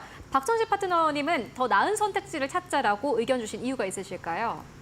네, 일단은 한참 이제 핫했을 그 시기가 2018년, 17년 이때고 그다음에 이제 2020년, 21년. 근데 이때는 가격도 많이 급상승이 나오기는 했지만 이 채굴 바람이 강력하게 불었어요. 그래서 그 관련주들의 실적도 상당히 좀 양호하게 나왔던 측면이 있어서 좀 장기간 부각을 받았던 측면이 있었는데 요즘에는 가격에 따른 그냥 오르락 내리락밖에 이제 이슈가 없기 때문에 아무래도 우리가 단기적인 테마로 접근해 볼 수밖에 없지 않느냐라는 게 이제 첫 번째 이유이고요. 그리고 이제 미국 대선이 다가오면서 아무래도 이제 도널드 트럼프 전 대통령이나 아니면 이제 카말라 해리스 부통령도 아무래도 이제 친 가상화폐 정책 기조가 마련될 수 있다라는 기대감이 나오고 있는 것으로 풀이가 됩니다. 일단 바이든 행정부 같은 경우에는 처벌 중심이었는데 카말라 해리스 부통령 같은 경우에는 이에 관련된 제도를 마련하겠다라고 이제 밝힌 바가 있고 특히 이제 도널드 트럼프 전 대통령도 친가상화폐 한마디로 이제 가상화폐를 좀 좋아하는 것들을 이제 많이 이제 언급을 했었죠. 이제 그렇다 보니까 아무래도 이제 어떤 대통령이 되더라도 좀 가상화폐에 그렇게 좀 안 좋지는 않을 것이다. 자, 이러한 기대감이 나오고 있는 것으로 풀이가 됩니다. 그래서 아무래도 요 이제 대선 관련 섹터에 좀 엮여 있다 보니까 단기적으로 좀 접근을 하시는 것이 좀 유리할 것 같고요. 근데 이제 최근에 미국의 한 11개 현물 ETF 상품 보면은 11월 한 달에만 한 36억 달러의 자금이 좀 순유입됐다고 합니다. 그래서 단기적으로 좀 강력하게 좀 이슈몰이는 할 수 있을 것 같지만 한 11월 정도 선에서 이제 대선이 마무리가 되면은 다시금 또 이런 인기가 또 단기적으로 좀 사그라들 수 있는 그런 여력도 있기 때문에 참고하시면서 대응을 하시면 좋을 것 같습니다. 그러니까 단기적으로 봤을 땐 나쁘지 않은데 좀 장기적으로 봤을 때 지금 이거보다 더 나은 선택지가 있다 이렇게 보시는 건가요? 그렇죠. 일단 장기적으로 봐야 되는 건 혹시나 좀 실적이 좀 받쳐주면서 가는 게 가장 좋지 않겠습니까? 그리고 채굴 기업들이다 보니 한국의 이 관련 기업들이 네. 채굴 기업들이다 보니까는 더 나은 선택지를 찾자 이렇게 보시는 건가요? 한국의 채굴로 돈 버는 기업은 솔직히 거의 없죠. 근데 그나마 이제 장비를 팔고 있는 이제 제이시언 시스템 같은 이제 이런 종목들이 그죠. 2021년까지 실적이 좀 좋았었는데 최근 보니까 이제 실적이 별로 안 좋더라고요. 그러니까 한마디로 채굴에 대한 인기가 많이 좀 죽은 것 같아요. 그래서 단기적으로 바라보시는 것이 좋지 않을까라고 생각을 합니다. 네, 알겠습니다. 암호화폐 관련주와 함께 짚고 왔습니다. 그렇다면 이 이외에도 오늘 시장에서 주목받고 있는 이슈들 어떤 것들 있을까요? 이어서 신민영 앵커가 전해드립니다. 마켓 무버입니다. 미국 대선을 앞두고 눈치 보기 장세를 국내 증시가 이어가고 있는 가운데 고공행진을 이어왔던 방산주의 향방에 시장의 시선이 쏠리고 있습니다. 국내 방산주들 지정학적 리스크가 강화되면서 올해 들어서 높은 상승률, 가파르는 상승률을 보여온 바 있습니다. 한화 에어로스페이스 올해 들어서 195%나 급증했고요. 현대로템도 142%의 높은 상승률 기록했습니다. LIG 넥스원도 90%나 올랐는데요. 한국항공우주가 이에 비해서 조금 더딘 성장률을 보이긴 했지만 후발주자격으로 주가 상승세가 시작되고 있다라는 분석도 나오고 있습니다. 한화 에어로스페이스 같은 경우 외국인들의 순매수 규모도 가장 컸습니다. 외국인들의 순매수세가 또 방산주에 집중되면서 주가 견인을 이뤄냈는데요. 7천억 원이 넘는 외국인 순매수 이뤄냈고요. 현대로템도 6천억 원대 외국인 순매수 규모 확인이 되고 있습니다. LIG 넥스원도 3천억 원대, 한국항공우주도 4천억 원대 외국인 전반적인 순매수 규모를 가져가고 있는 상황입니다. 이렇게 주가가 상승세를 보이고 있는 가운데 실적도 호조세입니다. 방산 4사의 연간 영업이익 컨센서스가 올해 처음으로 2조 원을 돌파할 것으로 전망이 되고 있고요. 한화 에어로스페이스의 경우에는 영업이익이 1조 1,600억 원 넘을 것으로 또 기대가 되고 있는 상황입니다. 전 세계적으로 군비가 증가하면서 방위 산업의 수혜 내년까지 이어질 것이다라는 기대감이 나타나고 있는 상황입니다. 또 여기에 더해서 미국 대선 후보들에 대한 수혜도 기대가 되고 있는 상황인데요. 해리스 후보 같은 경우에는 국방비에 있어서 예산을 유지하고 또 미군의 현대화, 동맹국가의 협력을 강화하겠다라는 입장이고요. 트럼프의 경우에도 예산을 또 증액하고 미국 군사력을 강화하면서 동맹국과 관계를 재조정한다라는 방침을 내놓은 바 있습니다. 해리스의 경우에 우크라이나에 대해서 5억 달러 규모의 지원 계획을 또 발표한 바 있습니다. 트럼프의 경우에는 재선에 성공하게 된다면 24시간 내에 러시아와 타협을 하고 전쟁을 끝낼 것이다라고 발언한 바 있고요. 러시아가 협상을 거부하게 된다면 우크라이나에 대한 미국의 지원이 증강될 것이다라고 또 경고한 바 있습니다. 또 중동에 대해서도 해리스 부통령 같은 경우에 종전 3원칙을 제시하고 있습니다. 이스라엘의 자기 방어권을 지지하면서 가자 지구의 민간인 보호를 강화하고 이스라엘과 팔레스타인의 두 국가의 해법을 권고하고 있는 상황이고요. 트럼프 대통령의 경우에도 이스라엘의 승리를 전제로 조기 종전을 추진하고 있습니다. 결국에는 이 두 후보든 누가 되든 수혜가 된다라는 건데요. 방산주의 상승세 더 이어질 수 있을지 함께 지켜보시죠. 마켓무브와 함께 하셨습니다. 네, 이어서 오늘 시장에서 움직이고 있는 기업들 하나하나 살펴보고 가도록 하겠습니다. 먼저 첫 번째 기업, 드디어 나왔습니다. 네이버입니다. 3% 넘게 상승하면서 17만 4천 원대에서 거래가 되고 있는데 네이버가 사실 많은 전문가분들을 저희 파이널샷에서 모십니다마는 이렇게 최근 들어서 나온 적이 없었고 네이버에 대한 투자 의견 자체가 2024년 들어서는 거의 없었던 것 같습니다. 박수범 대표님께서는 파이널샷에서 거의 처음 들고 오신 것 같은데. 네, 네이버가 이제는 뭐 실적도 그렇고 앞으로 좀 전반적으로 좀 좋아지지 않겠냐라는 관점에서 좀 가지고 나왔고요. 또 그리고 간밤에 보게 되면 SNS 관련 종목들의 움직임이 미국 시장에서 좀 강했습니다. 맞아요. 뭐 그런 부분에서 이제 그 알파벳 A 같은 경우에도 시간외로 5.8%나 올라갔고요. 그리고 스냅 같은 경우에도 10.5% 올라갔습니다. 더 고무적인 거는 레딧이라고 있는데 이 레딧이 약 25%나 급등했습니다. 시간외에서. 뭐 이런 흐름들을 봤을 때는 충분히 뭐 네이버라든가 카카오 같은 경우에도 뭐 관련 종목으로서 실적에 대한 기대감을 좀 눈높이를 좀 높여도 좋지 않겠냐라고 좀 판단하고 있고요.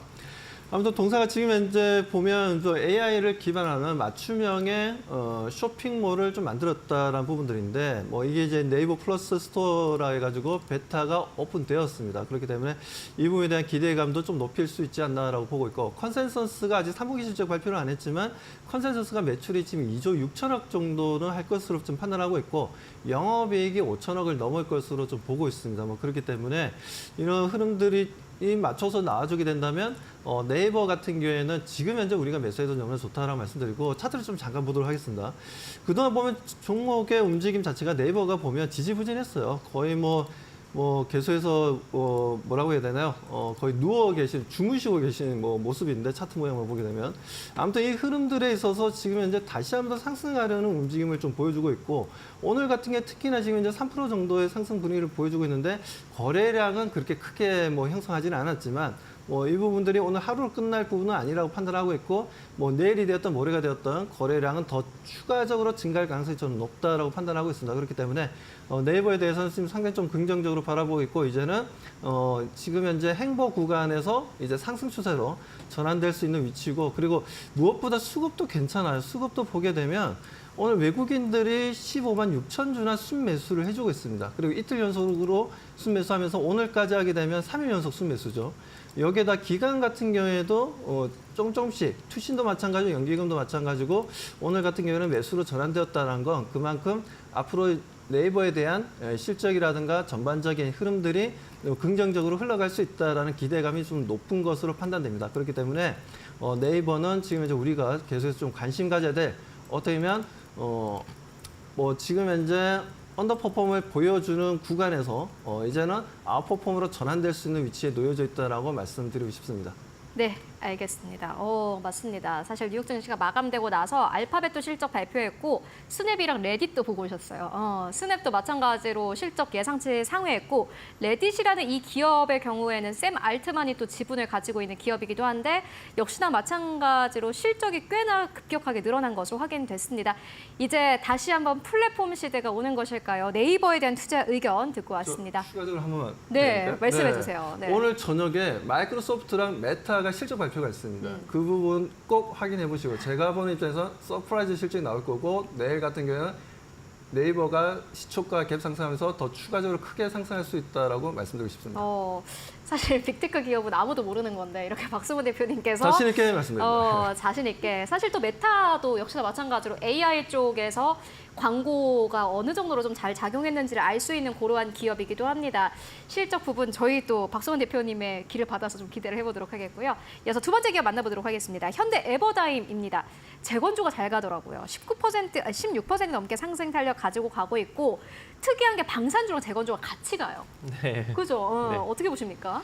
일단 이제 미국 대선이 일주일밖에 남지 않았기 때문에 이제 트럼프 트레이드 관련 종목들이 좀 움직이는 것으로 보여지고 있고요. 특히 이제 오늘 오전에 SY, 즉 샌드위치 패널을 이제 조리식 건물의 이제 주 재료죠. 이 샌드위치 패널을 만드는 SY가 좀 급등이 나와서 이거 오늘은 이제 우크라이나 재건 관련 종목들이 가겠구나 해서 여러분들한테 좀 저가에 소개해드리려고 아침에 딱 골라보았는데 안타깝게도 이제 급등력이 나와 버렸습니다. 근데 시세가 조금 더 좀 유지가 된다면 추가적인 상승력도 우리가 이번 주 내에 좀 기대해 볼 수 있을 것 같아서 여러분들이 한번 관심을 가져보시면 좋을 것 같은데요. 이 현대 에버다임 같은 경우에는 이제 뭐 산업기계랑 또 소방 특장차 이런 것들을 좀 만들고 있는 전문 기업입니다. 그래서 우크라이나 재건 쪽에 좀 속해 있는 이유가 이 현지 기업과 이 전력선 설치 목적으로 쓰이는 드릴 크레인 트럭을 양산하겠다라고 이제 밝힌 전력이 있기 때문에 우크라이나 이제 재건 관련주로 좀 움직이고 있는 상황이고요. 또 만약에 이제 재건이 된다면 이제 고층 빌딩도 많이 세우겠죠. 그래서 그 고층 빌딩에 이제 콘크리트를 올리는 이 콘크리트 펌프 트럭도 좀 긍정적으로 작용될 가능성이 있고 또 잔해물이 좀 상당히 많겠죠. 그렇기 때문에 이제 그 잔해물을 좀 부수는 유압기 같은 것들도 지금 만들어내고 있습니다. 그래서 그 관련 종목으로 좀 움직이고 있는 상황이고 특히 이제 타워 크레인이나 이제 고가 사다리 소방차 같은 경우에는 국내 유일하게 이제 생산을 하는 그런 기업이기 때문에 최근 뭐 실적도 그렇게 나쁘지가 않아요. 그리고 전 세계 한 90개국에 현재 수출을 하고 있는 그런 상황이고 이번에 지난달이었죠. 지난달에 미국 건설 장비 제조 중견 기업인 매니토어과 이 딜러 계약을 맺어서 이제 앞으로 이제 미국 쪽에도 관련 장비를 50대 이상 매년 수출을 할 수 있는 가능성도 지금 열어놓은 상황입니다. 그래서 충분히 이제 실적적인 측면과 그리고 이슈적인 측면이 맞물리면서 추가적인 상승이 가능할 것 같은데 이미 오늘 한 18% 정도 상승력이 안타깝게도 벌써 나왔어요. 그래서 지금 현재 이 시세를 따라잡기보다는 좀 내일 조정을 좀 받을 때 한 8,800원 정도 자리까지 여러분들이 좀 분할 매수 관점으로 가져가 보시는 것이 좋을 것 같고요. 여기서 시세가 조금 더 강력하게 이어진다면 1,500원 이상 한번 바라보시면 좋을 것 같습니다.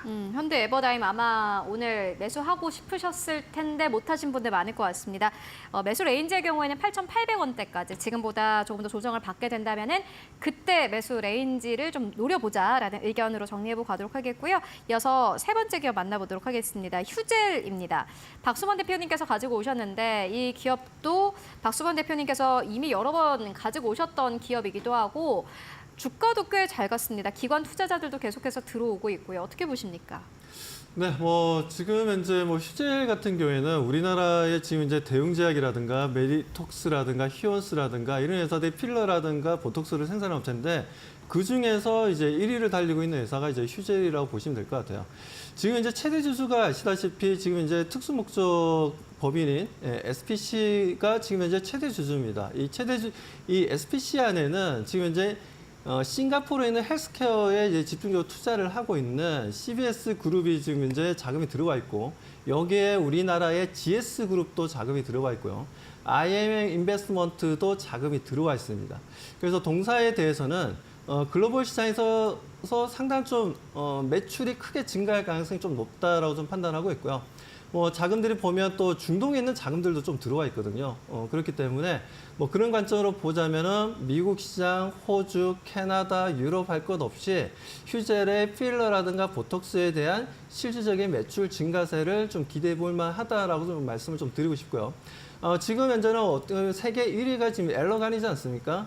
제오민도 있는데 아무튼 엘러간을 뭐 제치지는 못하겠지만 단기간에 그래도 앞으로도 지금 현재 보면 이제 매출도 계속해서 증가하고 있고 EPS도 계속 증가하는 추세예요. 그렇기 때문에 이런 부분들에 있어서 계속해서 글로벌 시장에서의 이 시장 점유율은 높여 나갈 가능성이 높다. 그런 관점에서 뭐 차트 흐름이라든가 여러 가지 분위기가 지금 현재 상승 추세를 계속 유지를 하고 있고 이 상승 추세는 단기간으로 끝날 게 아니라 또 추가적인 상승 흐름을 보여줄 가능성이 높다라고 판단하고 있습니다. 그래서 지금 현재 뭐 시가총액이 뭐 대략적으로 3조 5천억 가까이 하고 있는데 저는 지금 현재 해외 쪽에서의 매출이 증가하게 된다면 뭐 이 시가총액보다 더 2배 이상 좀 바라볼 수도 있지 않나라고 좀 판단하고 있어서 뭐 그런 부분에 대해서는 저는 뭐 메디톡스라든가 대웅제약이라든가 휴원스보다는 휴젤이 정답이다라고 말씀드립니다. 네, 알겠습니다. 휴젤 만나보고 왔습니다. 이어서 마지막 기업 만나보도록 하겠습니다. QRT인데요. 오늘 1.6% 넘게 상승을 가지고 가고 있고 이 기업의 특징은 기관의 순매수입니다. 기관이 계속해서 사들이고 있는 기업이고요. 주가는 최근 10거래일 동안 14,000원에서 13,000원대까지 좀 내려오긴 했습니다만은 기관은 계속해서 담고 있습니다. 박정식 파트너님께 듣고 가도록 하겠습니다.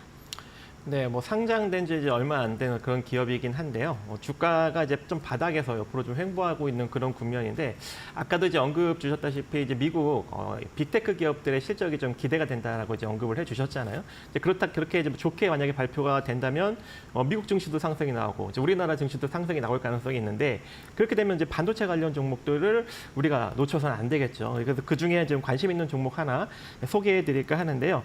이 QRT 같은 경우에는 이 반도체 생태계 중요한 한 축을 담당하는 이 신뢰성 평가와 이 종합 분석을 전문적으로 하는 그런 기업입니다. 이 신뢰성 평가라는 게 이 반도체 설계와 공정 과정에서 이 특정한 스트레스를 적용시킨 후에 이게 이제 정상적으로 작용하는지 이제 확인하는 작업인데 최근 뭐 고대역폭 메모리라든지 어떤 좀 고단으로 올라갈수록 조금 이제 높은 테스트 난이도로 이제 요구하게 되는데 그래서 이제 HBM이나 이제 원 디바이스 그리고 MPU, CXL 이런 이제 신규 반도체 관련 제품을 연구 개발을 하고 또 양상 비중이 증가할수록 이 QRT의 어떤 그런 중요성이 더욱더 부각을 받을 수 있는 가능성이 있지 않을까 그렇게 생각을 하고 있습니다. 그래서 지금 아직 좀 주가가 좀 부각을 받지 못할 때 여러분들이 13,000원대 이하로 조금 분할로 천천히 모아가신다면 추후 반도체 섹터가 다시 한번 강력하게 부각을 받을 때 올라갈 수 있는 가능성이 상당히 높을 것 같고요. 특히 이제 이 기업 같은 경우에는 이 차량용 전자 부품 쪽에서도 상당히 많은 실적을 보유하고 있습니다. 그래서 추후 뭐 자율주행이나 아니면 이 커넥티드 자동차가 조금 더 이제 발전이 되면 될수록 이 자동차 섹터 반도체랑 같이 엮여서 또 움직일 수 있는 그런 가능성도 있기 때문에 지금부터 한번 잘 관심을 기울여 보시기 바라겠습니다. 네, QRT까지 만나보고 왔습니다. 지금까지 박수범 대표 그리고 박정식 파트너님과 함께 이야기 나눠봤습니다. 말씀 고맙습니다.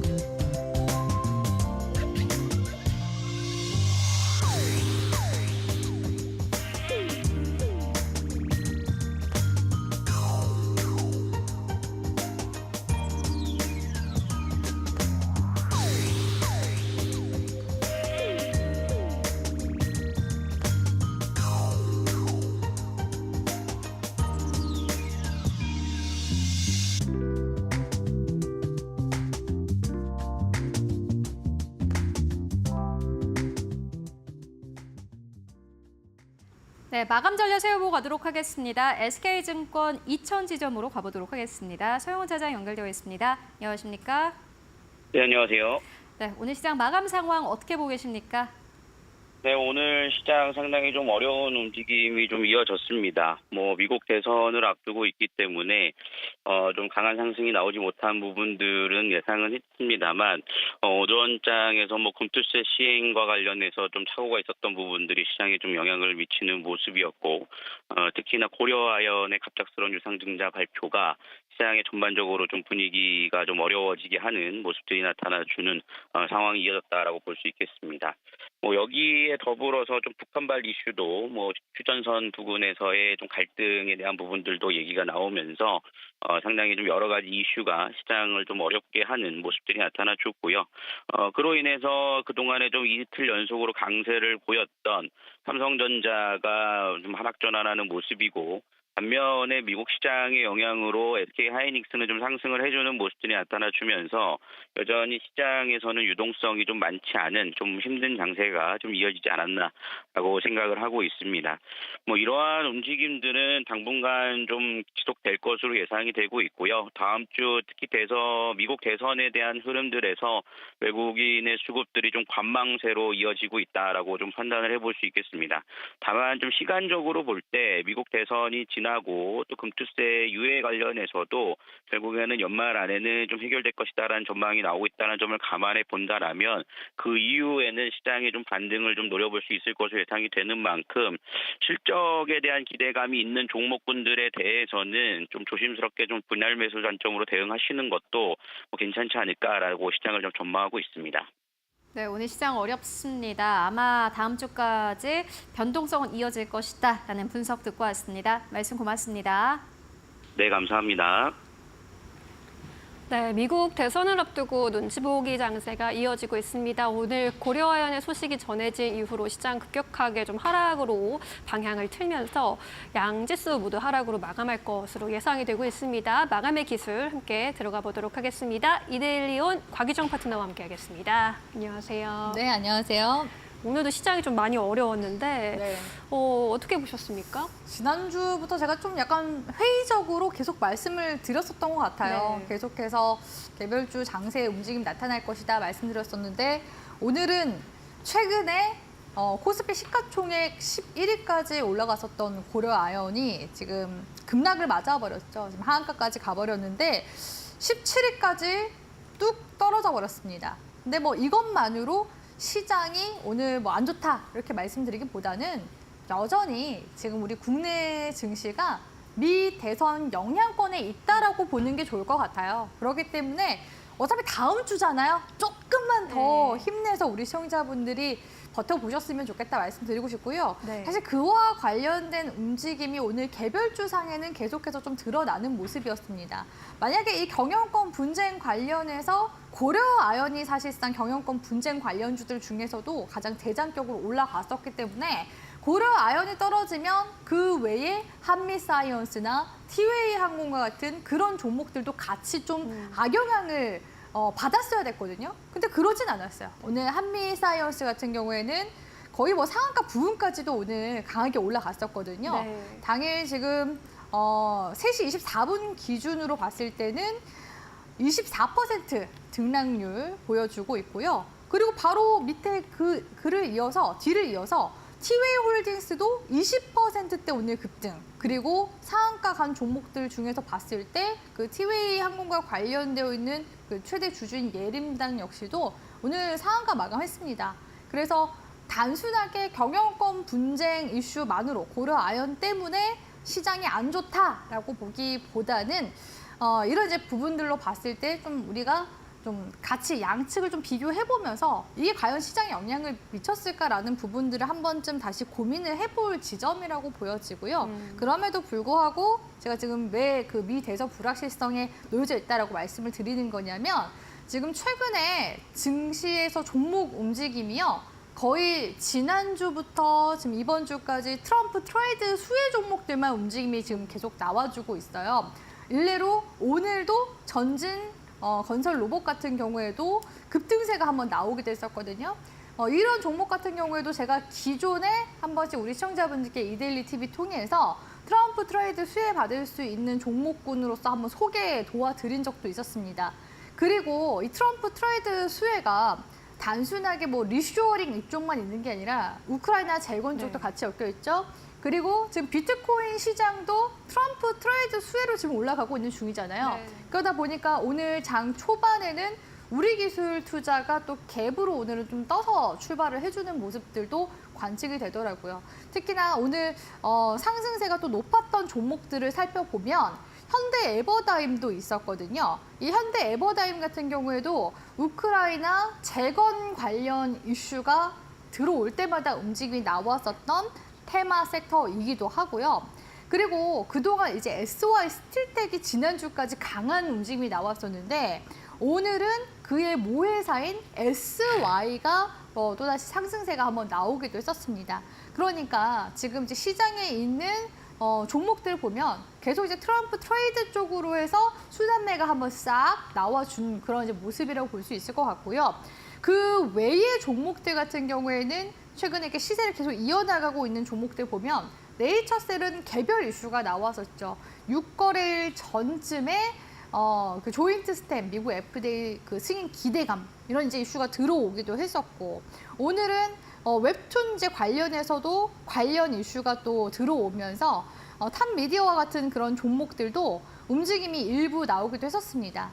그러니까 즉 시장에 지금 사실 수급은 없는 상황이에요. 네. 그래도 그 중에서 강한 테마라고 본다면 그래도 트럼프 트레이드 수혜 섹터가 그래도 강한 테마성 움직임은 나왔었다라고 보는 게 좋을 것 같고요. 경영권 분쟁 이 이벤트 역시도 지난주 금요일에 대거 움직임이 나오면서 테마성으로 좀 약간 형성이 되는 분위기였었거든요. 이제는 고려 아연이 떨어졌기 때문에 이제 각각 개별 그런 이제 경영권 이슈에 대한 모멘텀으로 움직임이 좀 더 나와줄 가능성이 높겠죠. 그렇기 때문에 수급이 없는 상태에서 계속 쏠리는 현상들, 이런 현상들이 지금 계속 나와주고 있기 때문에 오히려 우리 투자자분들이 지금 보유하고 있는 종목들은 움직임이 거의 없다시피 할 거라고 저는 그렇게 예상을 하고 있습니다. 실제로 종목들도 마찬가지고요. 그런데 시장의 방향성을 봤을 때 코스피 시장 같은 경우에는 현재 계속 수렴으로 가고 있어요. 그렇다는 것은 증시에서도 일단 계속 관망을 하고 있는 그런 분위기다라고 말씀드릴 수 있거든요.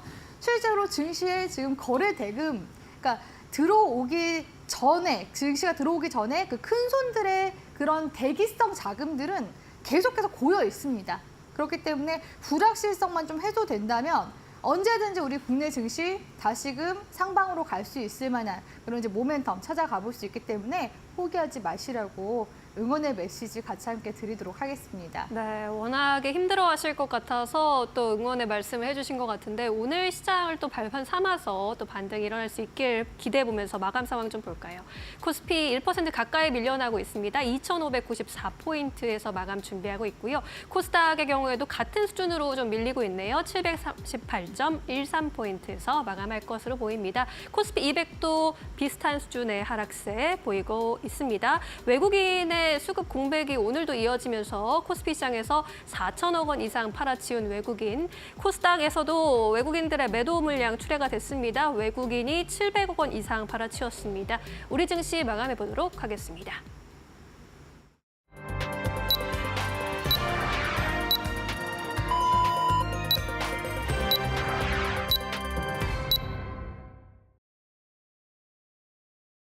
네, 10월 30일 수요일장 모두 다 마무리가 됐습니다. 여러분들 오늘도 고생 많으셨습니다. 오늘 양시장 모두 다 하락하면서 거래 마감했습니다. 장중의 변동성이 꽤나 컸는데요. 약보합에서 출발했던 코스피 코스닥은 모두 다 급락으로 거래를 마감을 했습니다. 계속해서 낙폭을 확대했습니다. 특히나 오늘 코스피 안에서요. 고려아연이 하한가로 직행하면서 전체 좀 지수를 끌어내리는 역할을 하기도 했습니다. 그 이외의 업종과 섹터는 어떻게 움직였을까요? 마켓스픽을 통해서 함께 알아보도록 하겠습니다. 네, 오늘 시장 함께 만나보시면은 단기 테마 쪽으로 봤을 때는 암호화폐 쪽이 확실히 강했습니다. 블록체인 쪽이 2.4% 넘게 상승세, 여행 레저 쪽이 2.1%, 그리고 우크라이나 재건 쪽이 6% 넘게 상승 탄력이 나왔고요. 웹툰 쪽도 오늘 시장에서 2.7%, 진단 키트 쪽이 2.4% 넘게 상승 탄력 보였고, 실적 테마로 가보시면 화장품 쪽이 오늘 1% 가깝게 상승세, 우주 항공 쪽도 1%, 올레드 0.4%, 풍력 쪽은 강보 강보합에서 거래 마감했습니다. 오늘 상승률 상위 기업들 함께 만나보도록 하겠습니다. 먼저 퀀텀온입니다. 역시나 마찬가지로 오늘 시장에서 상한가 안착하면서 거래를 마감을 했는데요. 퀀텀온은 경영권 분쟁에 휩싸이면서 오늘 상한가 안착을 했고요. 또 비트나인도 22% 넘게 상승세, 한미사이언스도 22% 넘게 상승 탄력 받았습니다. 암호화폐가 움직이면서 오늘은 T사이언티픽이 대장격으로 움직였고요. 현대에범다임 20% 넘게 상승세, 탑코미디어 16% 넘게 상승하면서 거래 마감했습니다. 지수 마감 상황도 함께 만나보고 가시죠. 네, 오늘 양시장이 1% 가깝게 하락했는데 코스피 결국에는 2,600선 아래에서 마감한 게 좀 아쉽습니다. 결국에 2,600선 깼고요. 2,593선까지 내려오면서 종가 형성했고 코스닥 같은 경우에는 0.8% 하락하면서 738선에서 거래를 마감을 했습니다. 시가총액 1위권부터 5위권까지를 함께 만나보시죠. 네, 오늘 1위권부터 5위권까지 삼성전자가 1% 가깝게 하락세 59,000원대 그래도 지켜냈습니다. SK하이닉스가 어제 급락에 나왔는데 오늘 또 그만큼 반발 매수세가 강력하게 들어오면서 2% 넘게 상승세 195,000원대에서 종가 형성했고요. LG에너지솔루션 0.6% 넘게 상승, 삼성바이오로직스, 현대차 일제 1% 넘게 밀리면서 이 거래를 마감을 했습니다. 6위권부터 10위권까지를 함께 만나보시죠. 네, 6위권부터 10위권까지 기아가 강보합에서 거래 마감했고요. 셀트리온이 0.7% 하락하면서 종가를 형성했습니다. 오늘 1위권부터 10위권 가운데서는 기아와 SK하이닉스가 그래도 유의미하게 상승 흐름이 나왔고 KB금융, 포스코홀딩스까지 일제 1% 넘게 밀리면서 거래를 마감을 했습니다. 오늘 11위권부터 15위권까지를 함께 만나보시죠. 보시다시피 포스코홀딩스가 이제 10위권까지 올라오면서 오늘 네이버가 또 다시 선전을 했고요. 11위권까지 올라왔습니다. 어제까지 10위권에 올랐던 고려아연은 현재 15위권 안에도 이름 올리지 못하고 있는 상황입니다. 두 자릿수 이상의 급락이 나왔기 때문인데요. 다만 네이버가 또 선전을 하면서 11위권까지 올라섰고 17만 원대 위에서 종가 형성했습니다.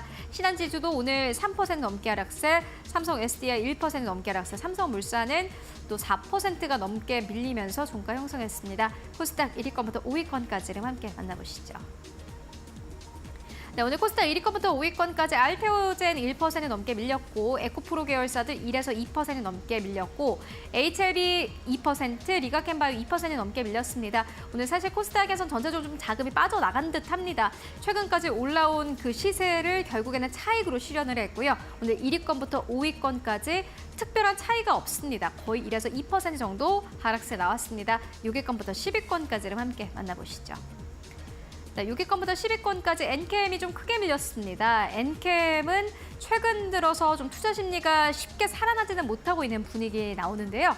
오늘 4% 가깝게 밀렸고 휴젤이 그나마 좀 1위권부터 10위권 가운데서는 하락폭이 제한됐습니다. 1% 하락세, 클래시스 2.4% 넘게 하락세, 삼천당제약 2% 넘게 하락세, 리노공업 1% 넘게 밀리면서 거래 마감했습니다. 오늘 1위권부터 10위권까지 모두 밀리면서 코스닥은 대형주 꾸준하게 거래 마감했습니다. 지금까지 마감 상황 함께 살펴보고 왔습니다.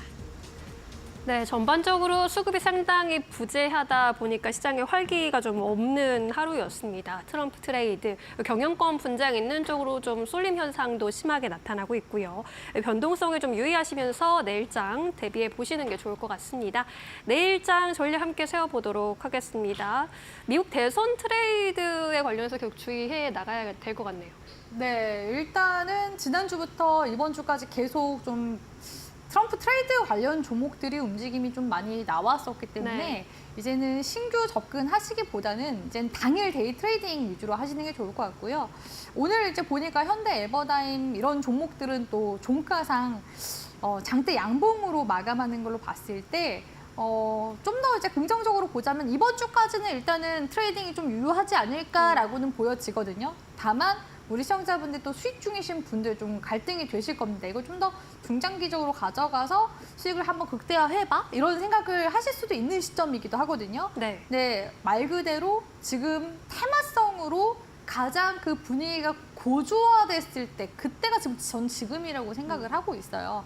막상 미 대선은 사실 다음 주 돼봐야지 아는 부분들도 있고 만약에 트럼프 전 대통령이 당선되지 않는다면 종목들도 다 같이 폭락을 할 수 있는 그런 이제 부분들도 있거든요. 그러면 또 회복까지 시간이 꽤나 오래 걸릴 가능성이 높습니다. 그래서 우리 초보 투자자분들 같은 경우에는 특히나 이러한 트럼프 트레이드 관련해서는 테마에 대한 좀 주의를 좀 하실 필요성이 있겠다. 가급적이면 기존 이제 보유자분들도 이제는 차익으로 좀 나오면서 대응을 해야 되지 않나라고서 보여지고요. 이러한 이제 개별 종목 순환매 장세는 일단 미 대선까지는 좀 더 이어지게 될 가능성이 높습니다. 최소 못해도 다음 주 이제 화요일까지, 네. 화요일까지는 좀 그렇게 좀 우리가 보수적으로 흐름을 살펴봐야 되지 않나라고 보여지고요. 네. 그렇다고 해서 제가 아까 말씀드렸다시피 시장 자체가 지금 무너지는 장은 또 아니에요. 계속해서 증시 대기 자금은 여전히 대기 중에 있는 상황이다라고 볼 수 있을 것 같습니다. 거기에다가 전일 같은 경우에는 금투세 이제 폐지 관련해서 당정 쪽에서 이제 정기 국회에서 이제 결단을 내리겠다, 추진을 하겠다라고 이야기를 하고 있는 중이거든요. 다행히 뭐 시행에 대한 이야기보다는 이제는 유예냐, 폐지냐를 두고서 논의를 하고 있는 것으로 보여집니다. 정기 국회 그러면 일정이 언제까지인가 궁금해하시는 분들도 계실 것 같아요. 네. 정기국회는 이제 9월 달부터 이제 보통 시작을 합니다. 그로부터 한 100일 정도 가량 진행한다라고 보시면 좋을 것 같은데요. 적어도 이제 금투세가 만약에 시행된다 했을 때는 내년 이제 바로 이제 1월 1일부터 시행 들어가는 거잖아요. 근데 지금 시간이 많이 남지 않았습니다. 없어요. 네, 시간이 없는 상황이다 보니까 네. 제가 봤을 때는 정말 빠른 결론이 나온다면 일단 미대선이 끝나야 되겠죠. 우리나라도 당연히 눈치를 보기 때문에 미대선이 끝나고 난 이후인 중순 내지는 늦어도 다음 달 말 안에는 결론이 나오지 않을까라고서 보고 있습니다. 그래서 우리 시청자분들께 제가 계속해서 조금만 힘내세요, 힘내세요 말씀드리는 부분들도 이런 부분이라고 말씀드리고 싶고요. 이번 네. 이제 정기 국회에서 정부랑 여당이 인공지능이나 반도체 산업 지원들도 같이 함께 이 정기 국회에서 논의를 할 예정이거든요. 그러니까 미대선 끝나고 이게 결정만 난다면 이 정부 쪽에서 밀어준다는 거잖아요. 지원법 자체가. 그러니까 K칩스법 같은 이런 법안들 결국에는 세액 공제 혜택을 준다거나 이런 이제 간접적인 투자에 대한 부분들이 오히려 또 증시에 있어서 우호적인 또 환경들을 조성을 해줄 수가 있다라는 겁니다. 그래서 정기국회가 오히려 이제 마무리가 된다면 우리 국내 증시 역시도 이런 반도체나 다시 인공지능 쪽 이런 지원법에 따라서 네. 관련 종목들이 좀 더 활기를 되찾지 않을까라고 보여지기 때문에 여기에 이제 금투세 폐지까지 겸해지면 더 금상첨화라고 볼 수가 있겠죠. 사실 폐지가 지금 좀 더 확정적인 게 계속해서 유예해 온 그런 이제 세월만 하더라도 지금 벌써 뭐 3년, 4년째 지금 이어져 가고 있는 중입니다. 그러니까 지금 일단 또 다시 일시 정지를 해봐야 또 다음 대선 때 또 계속해서 관련 논의가 또 나올 거거든요. 그러니까 이번에는 한번 좀 제대로 된 그런 결정이 나오지 않을까라고 보고 있기 때문에 저 역시도 우리 개인 투자자분들과 한 마음으로 폐지에 조금 더 지금 중점을 두는 저도 1인 중 하나로서 네. 일단 계속해서 금투세 폐지 관련 이슈가 결국 이제 우리 국내 증시에 있어서 가장 좀 중요한 역할을 하게 되지 않을까라고 보여지고요. 사실 지금 우리 국내 증시가 안 가는 이유들을 봤을 때 미 대선에 대한 불확실성, 왜냐하면 미국에서도 우리가 지금 반도체 지원법이라든지 IRA 수혜받고 있잖아요. 그런 게 트럼프 전 대통령이 되면은 깨져버릴 수가 있어요. 그렇기 때문에 당연히 눈치를 볼 수밖에 없는 상황. 그 다음에 이제 두 번째로는 지금 전쟁 리스크가 있죠. 러시아의 북한군이 또 파병을 함으로써 그런 지정학적 리스크가 또 부각이 된 거. 그리고 마지막으로 이런 금투세 관련 이슈까지. 그래서 이러한 세 가지 악재가 사실 굉장히 좀 크게 시장에서는 좀 받아들이고 있는 상황이기 때문에 그런 불확실성 해소 시기가 결국 11월 달이 되지 않을까라고 보여지기 때문에 우리 시청자분들도 관련 전략 세우실 때 다음 주 일단은 미 대선 결과만이라도 일단은 좀 보시면서 포지션을 구축해 나가시는 게 바람직하지 않을까라고 보고 있습니다. 네, 이제 뭐 반도체 특별법, 뭐 AI 산업 육성법, 뭐 소득세법 이런 것들을 당정 차원에서 입법 과제로 선정을 하게 되면서 관련 기대감 좀 기대해 볼 수는 있을 것 같습니다. 이번 주, 그 다음 주까지 차분하게 좀 기다려보는 전략 가져가 보자라고 말씀을 해주시네요. 이제 내일장의 시초가 공략주로 들어가 볼 수 있을 만한 종목 여쭤보도록 할게요. 어떤 종목이 될까요? 네, 일단 경영권 분쟁 관련 이슈가 여전히 지금 시장에서 볼만한 지금 이슈거리가 없어요. 없어서. 그러다 보니까 수급이 자꾸 그쪽으로 갈 수밖에 없거든요. 그래서 오늘 경영권 분쟁 관련주 중에서 그나마 조금 더 시간적인 여유를 두고 볼 수 있을 만한 종목인 티웨이 항공을 가지고 왔습니다. 네. 사실 오늘 티웨이 항공 쪽 같은 경우에는 예림당도 상한가 가기도 했었고 티웨이 홀딩스도 급등세가 한번 나왔었기 때문에 오늘 티웨이 항공도 또 그에 따른 또 영향을 또 일부 받기도 했었거든요. 그런데 티웨이 항공 주가 움직임을 보니까 조금 더 추가적으로 갈 수 있는 상단 매물대가 좀 많이 열려 있는 상황이더라고요. 그래서 관련해서 보자면 사실 지금 대명 선호 쪽에서는 그러니까 지금 최대 주주 바로 밑에 2대 주주로 올라와 있는 상황이죠. 경영권에 대해서 지금 뭐 관심이 없다. 이런 이제 이야기를 했었어요. 네, 누가 봐도 관심 있어 보여요. 네, 그래서 지분 공개 매수도 하지 않을 것이다라고서 선을 긋긴 했었지만 시장에서 봤을 때는 총리는 다를걸 하고서 계속 보고 있는 그런 상황이거든요. 네. 사실 그도 그럴 게 이 대명 소노 그룹 같은 경우에는 과거에도 2010년도에 에어아시아 LCC 국내 영업권을 획득을 하기도 했었고요. 이 대명 리조트의 해외 진출과 연계한 저비용 항공사 LCC 인수 계획을 공식적으로 한번 밝힌 적이 있었습니다. 에이, 그거 옛날 얘기 아니야 라고 생각할 수도 있을 것 같은데 실제로 사실 그때 당시에 티웨이 항공을 인수를 하려고 했었어요. 왜냐하면 티웨이 항공이 그때도 자금난을 한번 겪었었거든요. 그런데 당시 이제 비용 문제로 무산이 한번 됐었습니다. 근데 그동안에 이 대명소노시즈 쪽에서 해외로 계속해서 이제 리조트를 인수하거나 하면서 계속 계속 망을 늘려 나갔었거든요. 그래서 지금 보니까 이 대명 소노그룹의 핵심인 소노 인터내셔널 쪽에서 국내 18개 호텔 리조트에 지금 1만여 개의 객실을 운영하고 있는 것뿐만 아니라 이 소노 인터내셔널 쪽에서 베트남, 미국 워싱턴, 미국 뉴욕, 프랑스 파리, 하와이 등등 이런 이제 그쪽 호텔이나 리조트를 다 인수를 해서 운영 중에 있고요. 이제 또 일본과 동남아 신규 시장 진출까지 노리고 있습니다. 그렇다면 이런 항공사, LCC 항공사들은 보통 일본이나 동남아 쪽으로 많이 연계가 되잖아요. 네. 패키지 상품까지 연계해서 판매가 가능하다는 거예요. 그렇기 때문에 관련 이슈가 계속 좀 들어와주고 있는 상황이라고 보시면 좋을 것 같고요. 사실 지금 최대 주주로 올라와 있는 예림당 같은 경우에는 현금성 자산이 얼마 없습니다. 약 100억 원도 안 되는 상황이고요. 이 대명 소노 시즌의 지주사인 소노 인터내셔널 같은 경우는 지난해 말 기준으로 봤을 때 약 2천억 원 가량의 현금성 자산을 보유하고 있기 때문에 만약에 진짜로 이 경영권 분쟁 관련해서 적극적으로 만약에 밀어붙인다 한다면 대명 소노 시즌 쪽이 당일 수혜받을 가능성이 굉장히 높습니다. 그쪽으로 가게 될 가능성이 높고요. 지금 최근에는 에어 프레미아 같은 경우에도 경영권을 취득하니 많이 이야기가 나왔었거든요. 2대 주주로 올라가 있는 상황이에요. 그래서 콜옵션만 이제 한 번 더 하게 되면은 지분을 총 26% 정도 가져가게 되거든요. 그래서 향후에 대명 소노가 티웨이 항공과 에어 프레미아 한 곳 중 경영권을 확보하거나 두 곳의 경영권을 모두 확보한 다음에 합병까지 하게 되면 제2의 아시아나까지 노려볼 수가 있기 때문에 계속해서 관련 모멘텀 주목해 보시고요. 네. 내년 3월 티웨이 항공 주주 총회에서 관련 결단이 나지 않을까라고 보여집니다. 가격 전략 같은 경우에는 일단은 10월달 정고점 구간인 4,000원 구간, 손절가는 3,100원 구간대로 잡아드리도록 하겠습니다. 네, 내일의 시초가 공략주 티웨이 항공으로 살펴봤습니다. 오늘 말씀도 고맙습니다.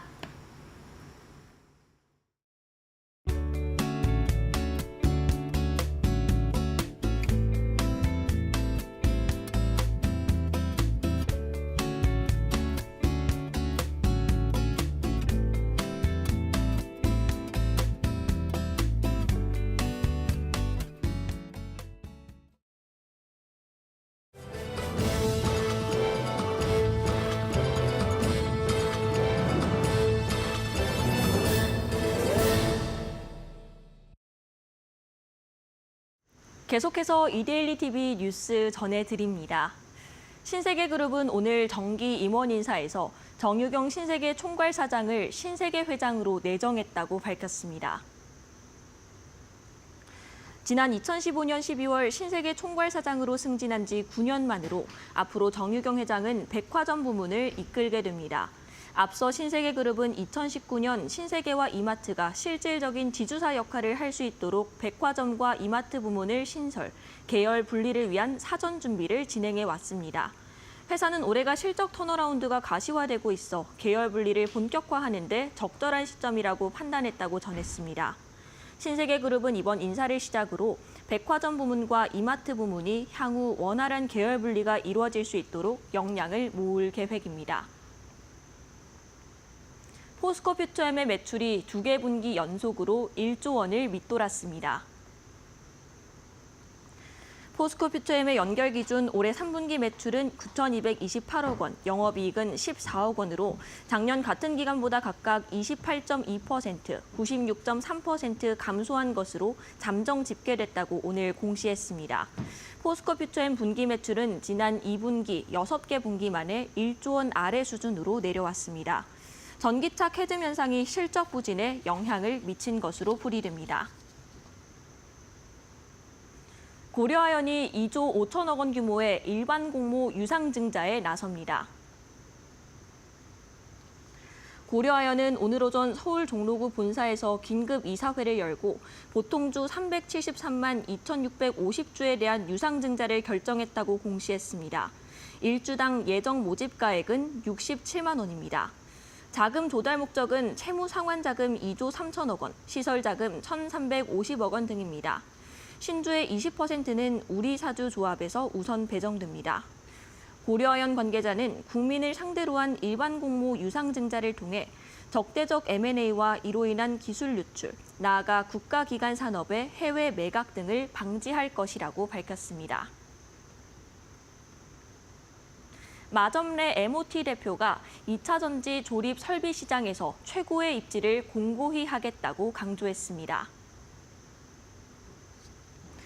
마 대표는 오늘 서울 여의도에서 열린 기업 공개 기자간담회에서 투명한 공시와 경영을 바탕으로 주주 가치 제고에 힘쓰겠다며 이 같은 상장 전략과 비전을 밝혔습니다. 삼성 SDI와 파트너십을 맺어 세대별 2차 전지 조립 설비를 공급하고 있는 MOT는 공모 자금을 차세대 배터리 조립 설비를 위한 연구 개발 등에 활용할 계획입니다. 기관 수요 예측은 다음 달 4일까지 진행하며 같은 달 7에서 8일 양일간 일반 청약을 이어갈 예정입니다. 상장 주관사는 한국투자증권입니다. 지금까지 이데일리 TV 뉴스 전해드렸습니다. 네, 오늘 저희가 준비한 소식은 여기까지입니다. 내일 드디어 삼성전자가 확정 실적을 발표를 합니다. 그리고 오늘 밤 뉴욕 증시가 마감되고 나면은 굵직굵직한 빅테크 기업들이 또 실적을 발표를 하는데요. 말 그대로 내일은 실적 데이가 될 것 같습니다. 네, 미국의 3분기 GDP 결과도 오늘 밤에 또 확인하실 수 있으니까요. 잘 확인해 보시고 내일 또 만나 뵙도록 하겠습니다. 시청해주신 여러분 모두 고맙습니다.